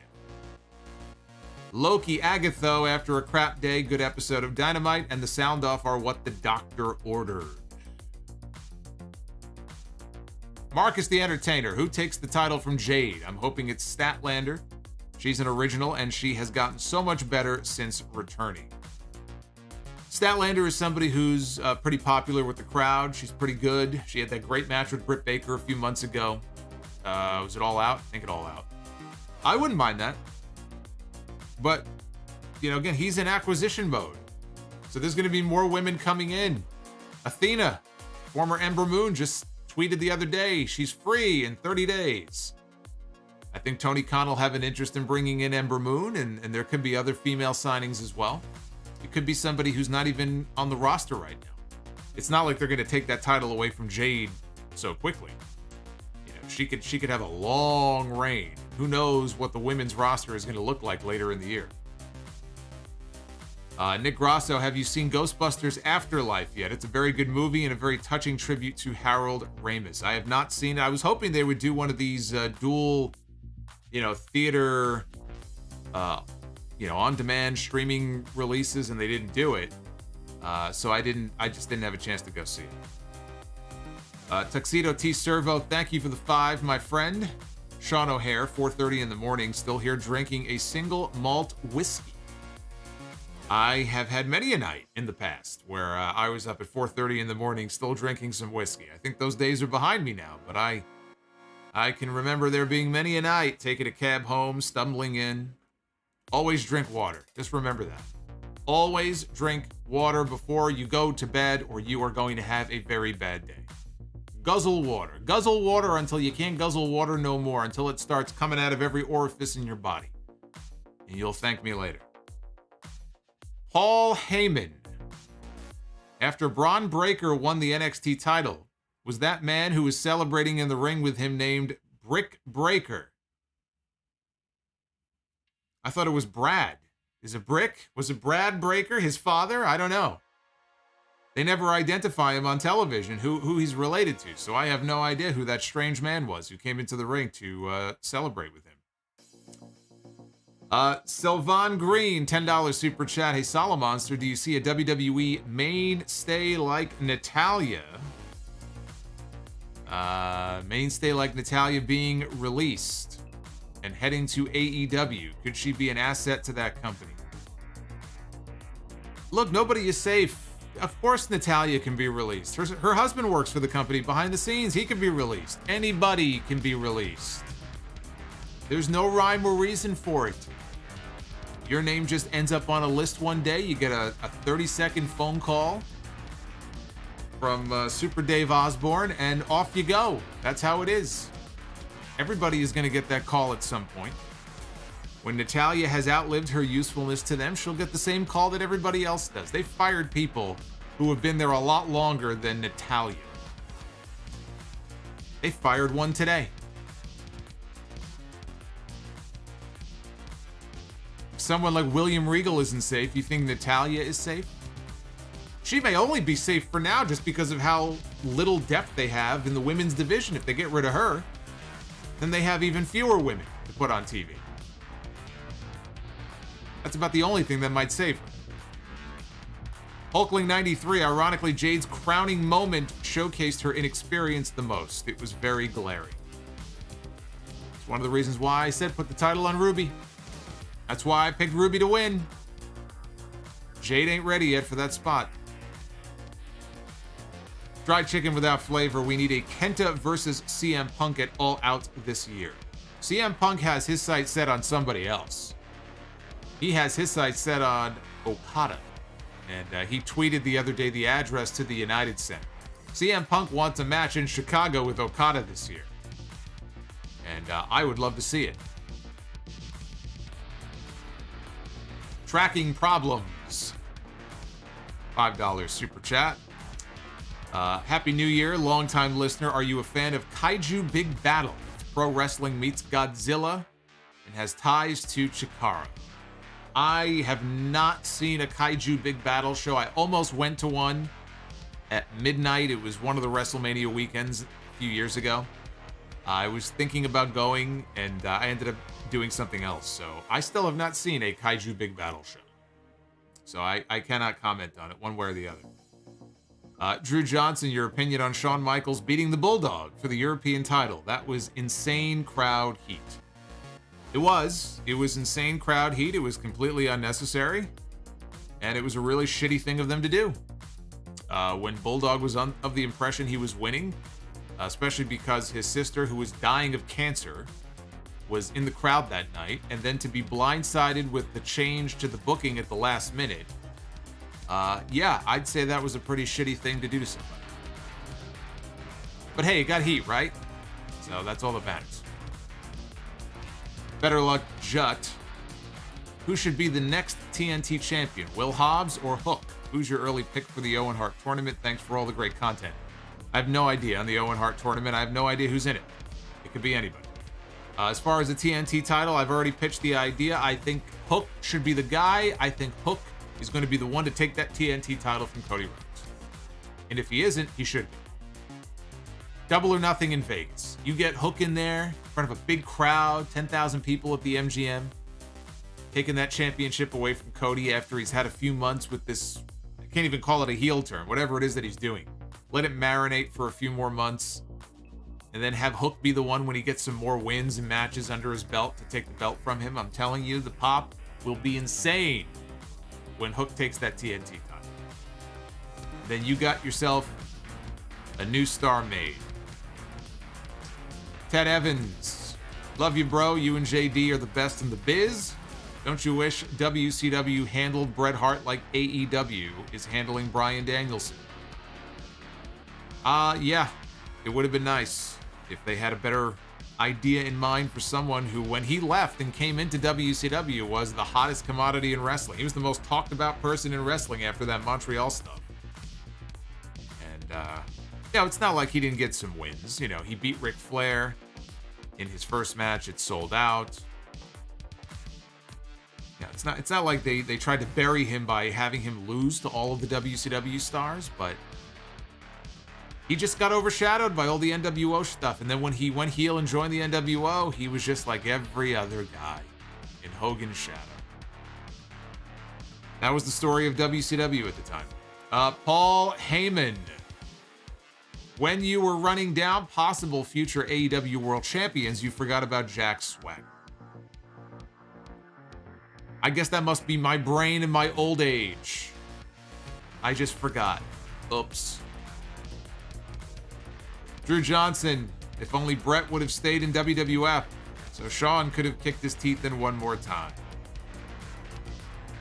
Shawn Michaels, had he stayed in WWF, he'd be dead right now because he was a fucking drug addict and he would have been dead on the road in some hotel room somewhere. So the best thing that happened to Shawn Michaels was him hurting his back and going home.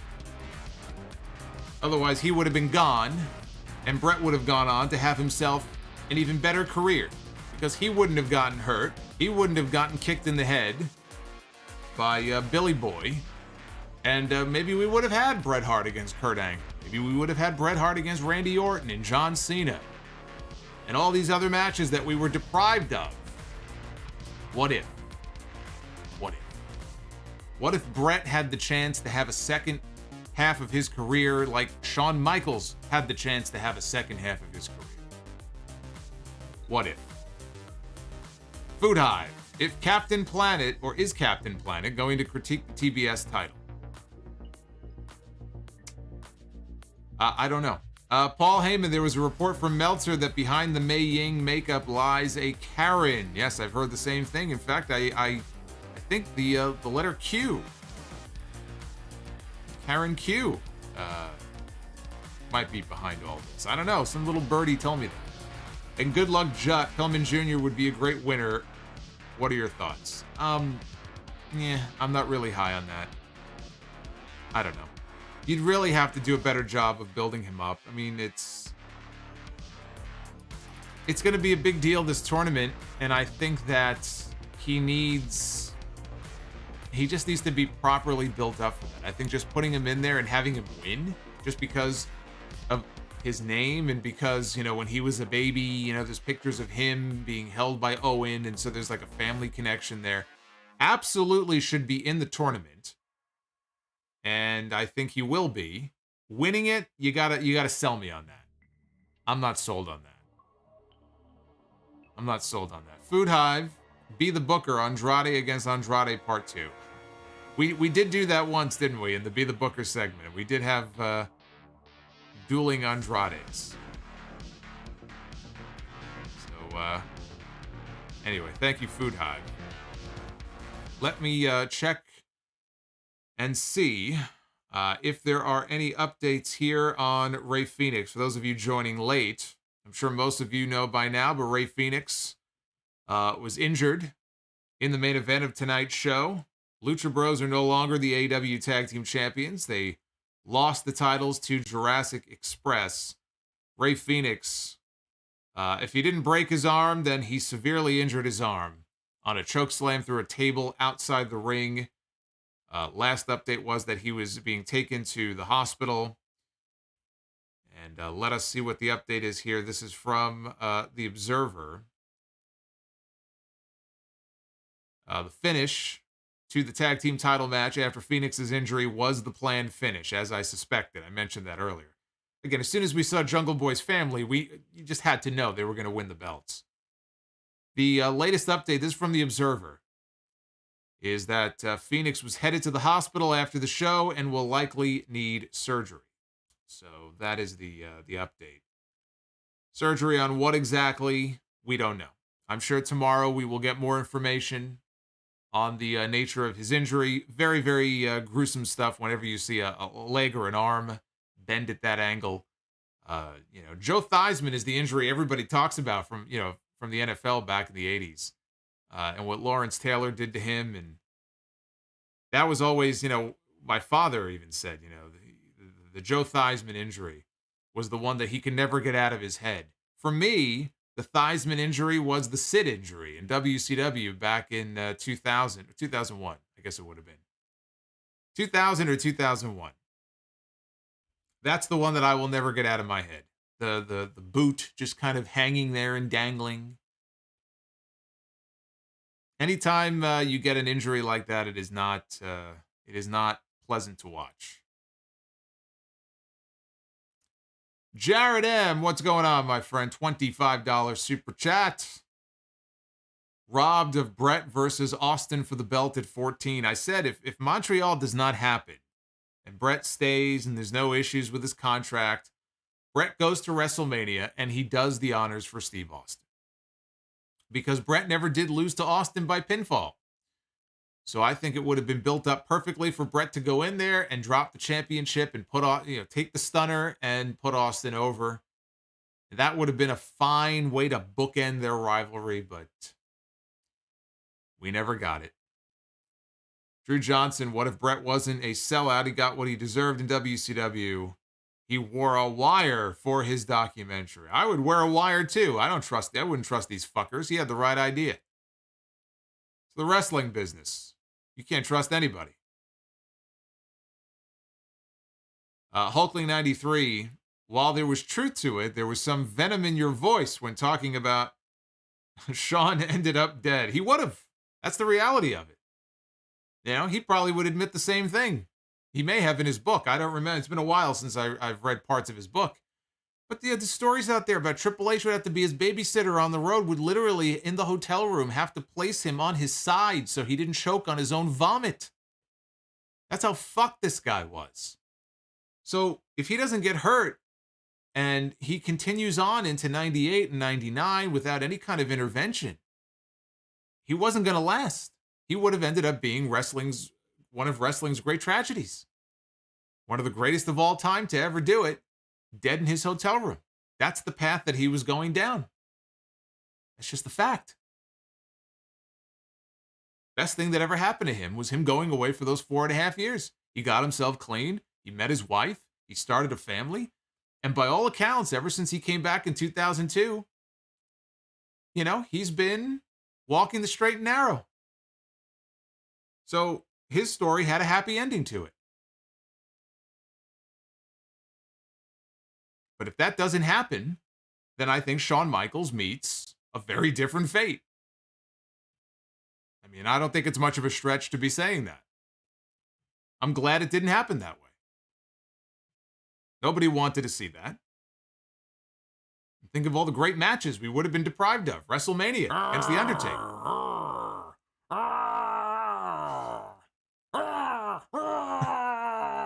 There it is. There it is, the $200 Beth FENIX Super Chat from JM. Breaking it in. He bought the lube and he went in there. First one in.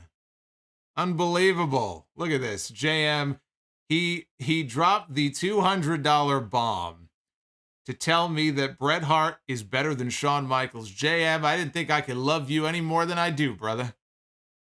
You hit the nail right on the head. That right there is a great super chat. Bret Hart owns HBK. That's the only message he wanted to drop. Thank you, my friend. Is that Mantar? No, Lakers Pats. It's not Mantar is the $65 one. That's from New Year's last year. That's a different super chat. That one also has audio to it. That one scares me because that one pops up when I least expect it. And I hear the whole Mantar. And I'm like, holy fuck, what is that? I think there's like a creature in the wall or something. But no, JM, thank you, my friend. Thank you for the love. I appreciate that. Marcus the Entertainer. Warrior started the babyface music hitting before save. Austin made it popular. Eugene Morgan. Is that Crazy Eyes? Is that Crazy Eyes Morgan? Dropping a super chat here on YouTube. In case folks didn't know, Solomonster is a Bret fan, and so am I. So bring on the venom. Can't we all just get along?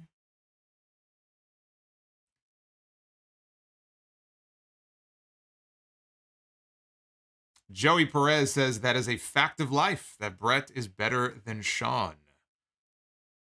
And the Coog97 agrees. We got a lot of smart people in this chat, man. You guys are impressing me. Look at the big brain on all of you. Coming in hot with the Bret and Shawn takes tonight. Let's divert for a second because I hear something. What do I hear? What is that? What is that? What does that sound? Oh. Ladies and gentlemen, it is now time to be the Booker. It is Be the Booker time here on the AEW Dynamite stream. I know you guys are waiting with bated breath to see what match we book here. One for the men, one for the women, just to be fair, and because that's the way WWE does it now. We have the women's main event on night 1 of WrestleMania, the men's main event on night 2. Let's book some matches here. I have no idea. If you've never seen me do one of these, I have no idea what it's going to land on, who it's going to land on. But we get some interesting potential matches here that sometimes we don't even really think about until we see it. And then we realize, boy, you know, I really do wish we could have had that match. Well, this will get some divided opinion here, but we have Cody Rhodes, one half of the WrestleMania main event. Something that he will never have. So at least he and CM Punk have something in common. Let's see who Cody Rhodes is going to be facing in the main event of WrestleMania. It will be Cody Rhodes going one-on-one with Christian Cage. Pretty good match, but not WrestleMania main event quality. So I had to give that the buzzer treatment. But that would be a fine main event, I think, to an episode of Rampage on TNT, but not the main event of WrestleMania. Christian is searching for his peeps in that image. Switch over to the ladies and see here what match we can book for WrestleMania. We've got Marina Shafir, Ms. Roderick Strong. It's interesting. I know I think she had a match on Dark, right? Didn't she wrestle, I think, in AEW Dark recently? We've got Marina Shafir one-on-one against Jillian Hall.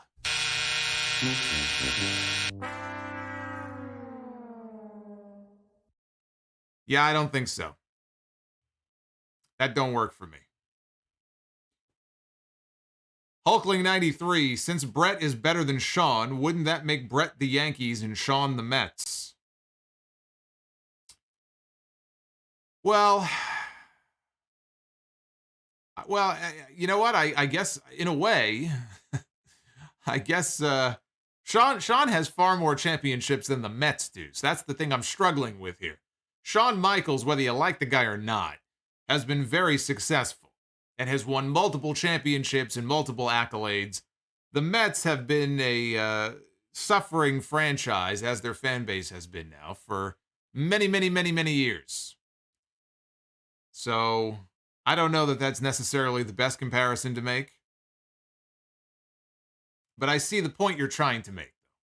Brett would be the Yankees, though. He would be. Brett is the best. Ed Weber.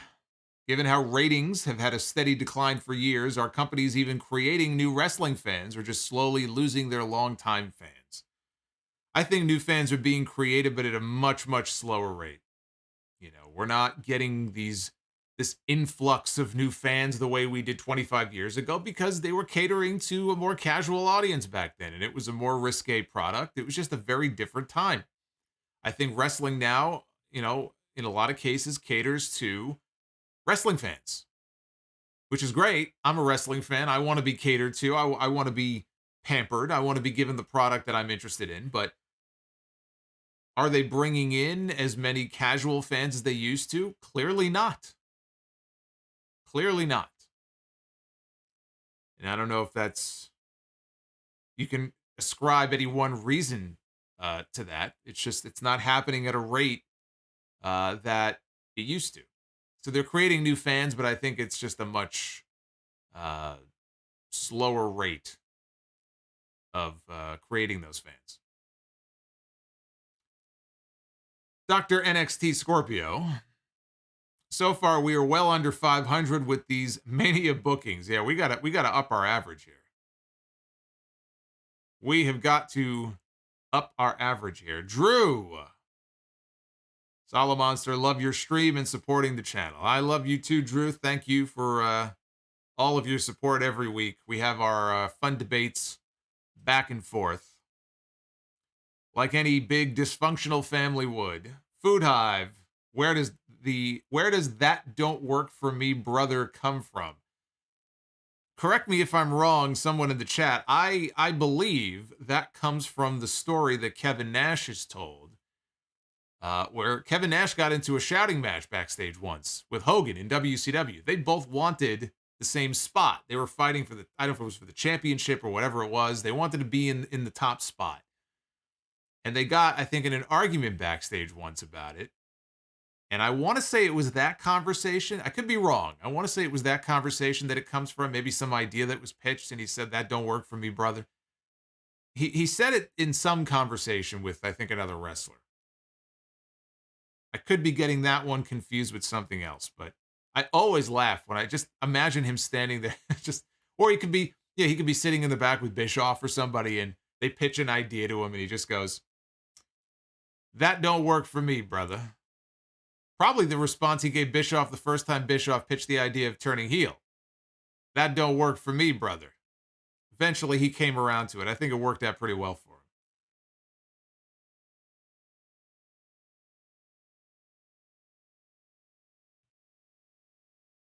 him. That's right. That is Hogan in creative control mode.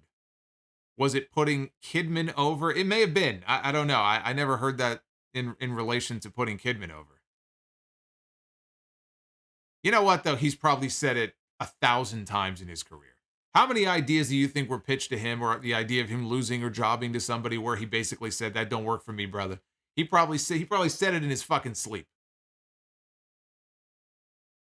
He wanted to get to bed early one night. His wife, Linda, rolled over and said, "Oh, honey, let's make love." And he looked at her and said, "That don't work for me, brother."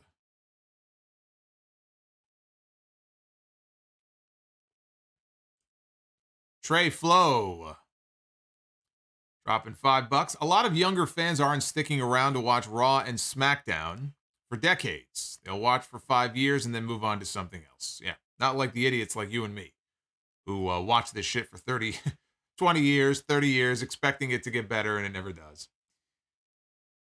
Oh, the life of a wrestling fan. Food Hive, what's your take on the Flair versus Jay Lethal promo? I thought it was great television. It was very entertaining. One of the all-time great segments, in fact, in TNA.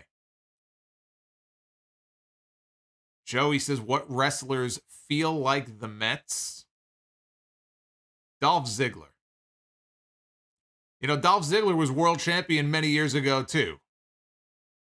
And he hasn't done jack shit since then, except disappoint people. Rowdy JJ, did you enjoy Hogan in his Mr. America gimmick? I thought it was corny. It was all right. I mean, there were some entertaining segments. The lie detector one on SmackDown was very cheesy, but I thought it was fun. You know what, though? We got the real American music, which I love. So in that regard, it was good. Sean O'Hare, drinking that water. Good night, guys. Hit that like button. I'm telling you, make sure you drink that water and you'll thank me in the morning. Drew Johnson, Pulp Fiction, greatest movie of all time. I like Pulp Fiction. Not the greatest movie of all time, but I enjoyed Pulp Fiction. That scene with Samuel L. Jackson with the guy who keeps saying the same word over and over again. That's how I react every time I hear the fans doing the what chant on these WWE shows.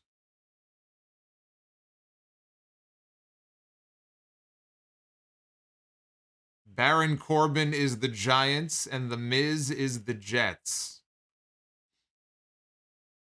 Again, though, Miz has a lot of accomplishments. He's won a lot of championships. He was the WWE champion last year. The Jets haven't done shit. I don't know that that's a fair comparison.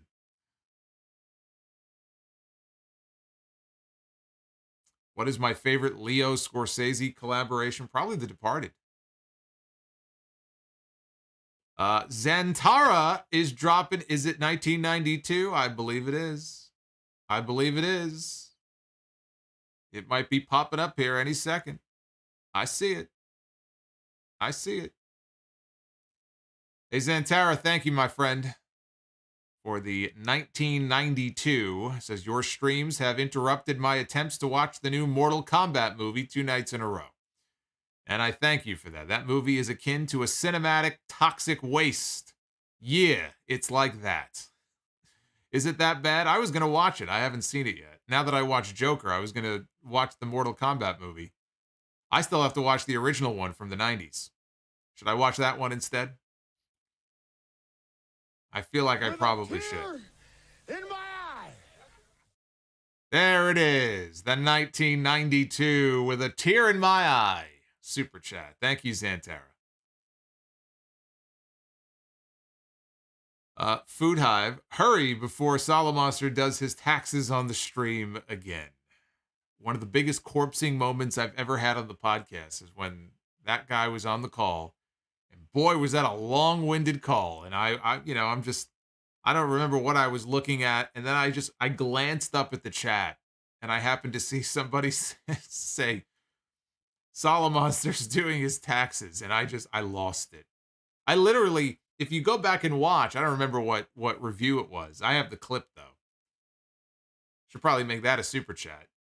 I literally ducked down under my desk. I didn't know what to do. Like I should have just switched away to a different slide. And in the moment I was about to bust. And so I couldn't figure out what to do. I didn't want to bust on camera. So I kind of ducked.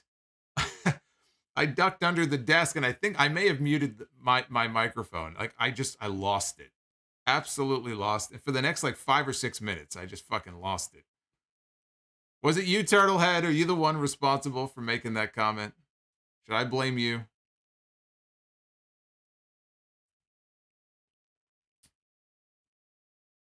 Turtlehead says, that was me. You're welcome.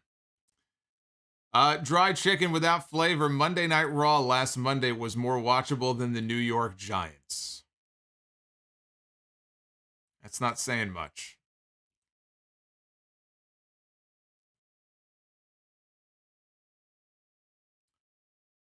Was it worse than Home Alone 5? I think the latest Home Alone I saw was 2. The one with the other kid, the little kid that when they got away from Macaulay Culkin, I didn't watch any of those movies. I didn't even know they had made a 5th one. I watched the first 2 and that was it. Chad, you doing a Joker review? You missed it. It's up on the podcast from a few weeks ago. You got to go find it. I forgot if it's episode 736, 735, 736, right at the very end. I'm not putting it up on YouTube. It's on that episode if you want to get my thoughts on the movie.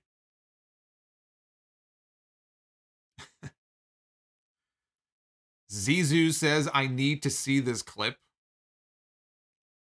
I can search for it and see if I can play it now.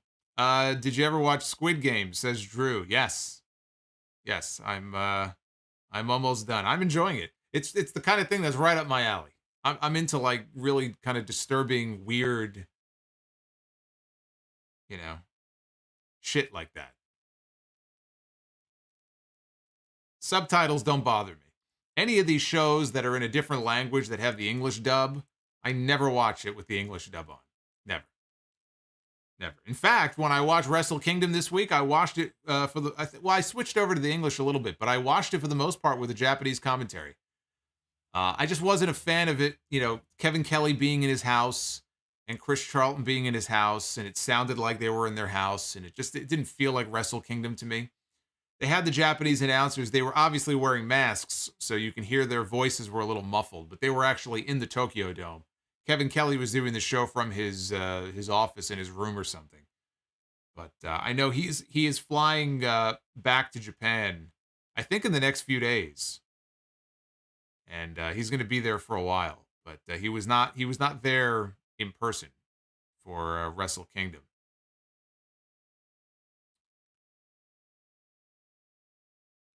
Have I ever watched Death Note? I've watched Death Wish. I've never watched Death Note.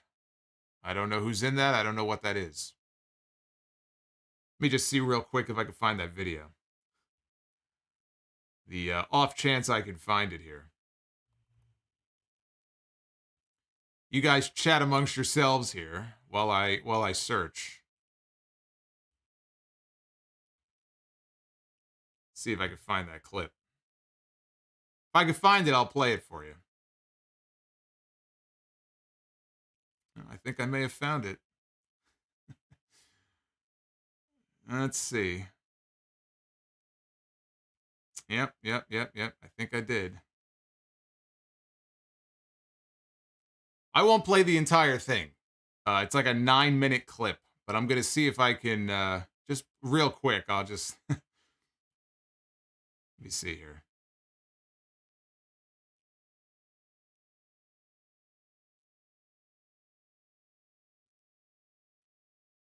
All right, hang on a second here. It's going to be muted. I have to first activate the audio for it, so just hang on. Just hang on. Weird is that I began watching during the Monday Night War era.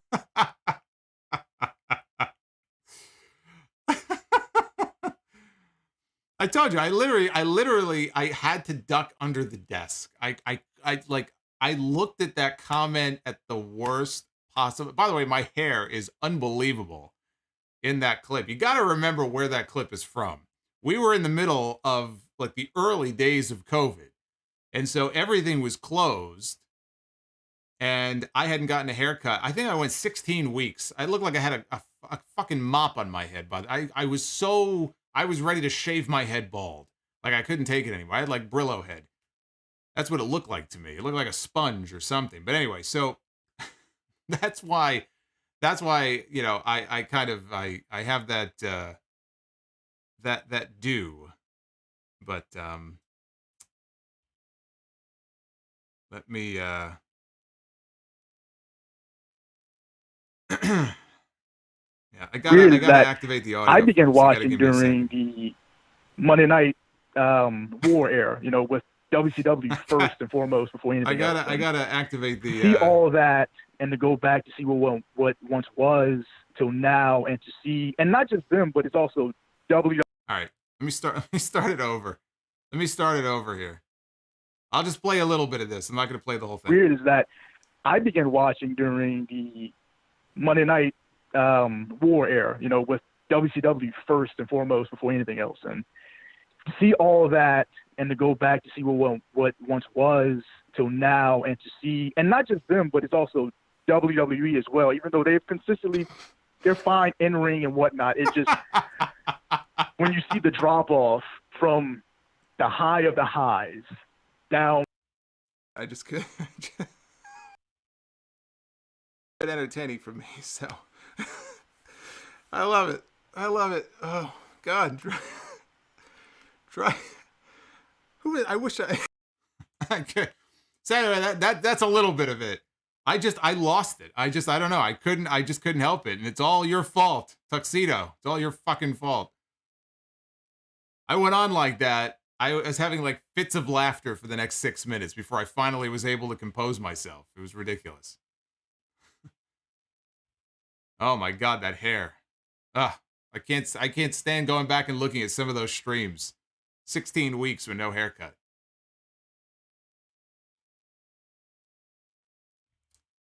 I have the full segment. 9 minutes it was. Let's see here. Drew Johnson. Squid Game is so amazing. I asked you about it a couple of months ago when it came out, and you said, what is that? I had no idea what it was. Everybody was talking about it. It was like the big hot thing on Netflix, but I had no idea what it was about. I thought it was a show about like the high seas or something, you know, some like Moby Dick or something like that. I had no fucking idea what it was. Marcus the Entertainer, watch the John Wick movies. All right, I'll have to add that to my list. And Food Hive. I remembered us in the chat trying to find what comment that made you corpse so bad. Everybody took credit and you didn't tell us for 3 months. Yeah, it was about 3 months later I finally told you guys what it was that set me off.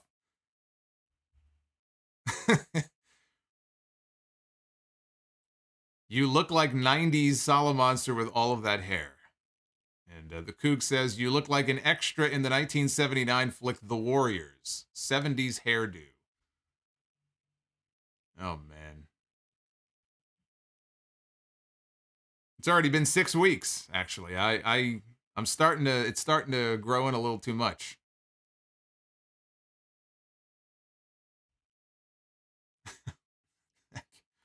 I completely forgot about that segment.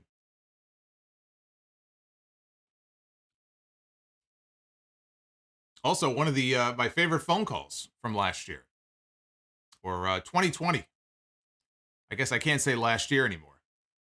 Was the gentleman who called in very upset about the plastic belt, the plastic NWA belt. I forgot who was the champion. Was it Thunder Rosa? It might have been Thunder Rosa was the NWA champion at the time. And she was on Dynamite, and he insisted that it was a plastic belt. He was very upset by this, even though it was not a plastic belt, as we found out. But he was very, very upset about this.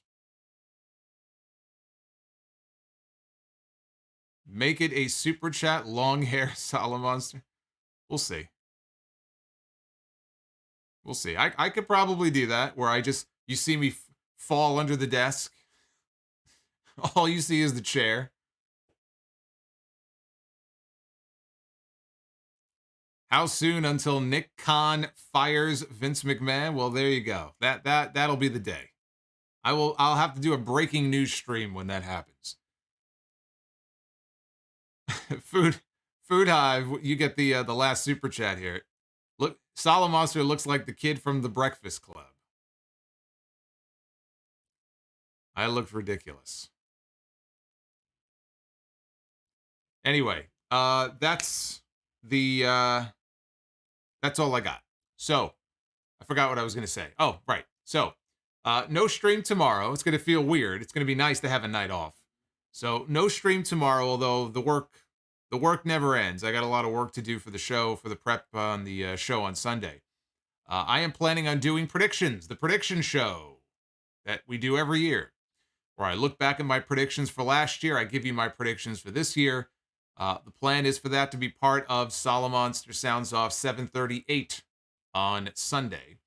Friday night, I will be back with you for a SmackDown Rampage dual stream. And Saturday is up in the air. Battle of the Belts is literally 2 months. Or not 2 months. 2 matches. It's not 2 months away.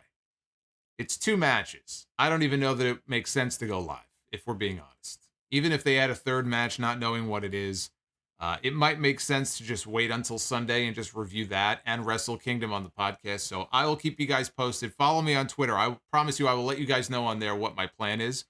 But I will definitely be back with you live on Friday night. If not Saturday, I'll be live with you on Friday night. So the end of a very busy week. Next Friday, there probably will not be a stream at all. Because that is the next House of Glory show. We are doing a one-night all-women's tournament to crown a brand new House of Glory women's champion. If you have not been following along on the House of Glory Twitter account, a lot of names have been announced for this tournament. Jordan Grace is going to be in the tournament, among many others that you can find. All of their names are listed. And we're not done yet. I think there might be one more name left. I'm not even sure who the name is. But that's next Friday night. And so I will be there. I will be at the NYC Arena. I will not be able to stream, but that's next week. You don't have to worry about that until next week. The card says day 3 of Wrestle Kingdom. Yeah, all the Wrestle Kingdom stuff I talk about will be on the podcast on Sunday. So if I have a chance to watch day 3, which is the Pro Wrestling Noah versus New Japan show at Yokohama, I'd like to watch it. I'll just include that with my day 1 and day 2 thoughts on Sunday. So I'm saving that. You got to save something for the podcast now. Come on, you can't give everything away here on YouTube. And you know it's going to end up on YouTube anyway. You gotta wait a few more days. If you like the Solomonster, you'll wait those few extra days. I promise you, I'm going to review it all.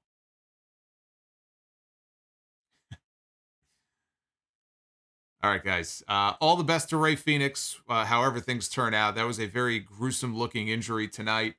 A very unfortunate end to the show. Kind of put a damper on things. But if you missed Dynamite, definitely check out the World Championship match. Hangman Page, Bryan Danielson. I think they outdid themselves from Winter is Coming last month. A tremendous, bloody affair between those two, with Danielson putting him over in the strongest possible way. And now Hangman can move on to the next. Where Danielson goes from here, we don't know. Kind of curious to see who he moves on to next, but looking forward to it all the same. So until Friday night, when I'm back with you live, be well, stay safe, check out all the other streams and all the other content here on the channel. Hit that like button on your way out. And to JM, thank you for breaking in the new $200 bomb. You didn't have to do that. Thank you very much. And everybody else as well, dropping all the love tonight. You guys are the best. I got the best fans in the world. I'll see you Friday night.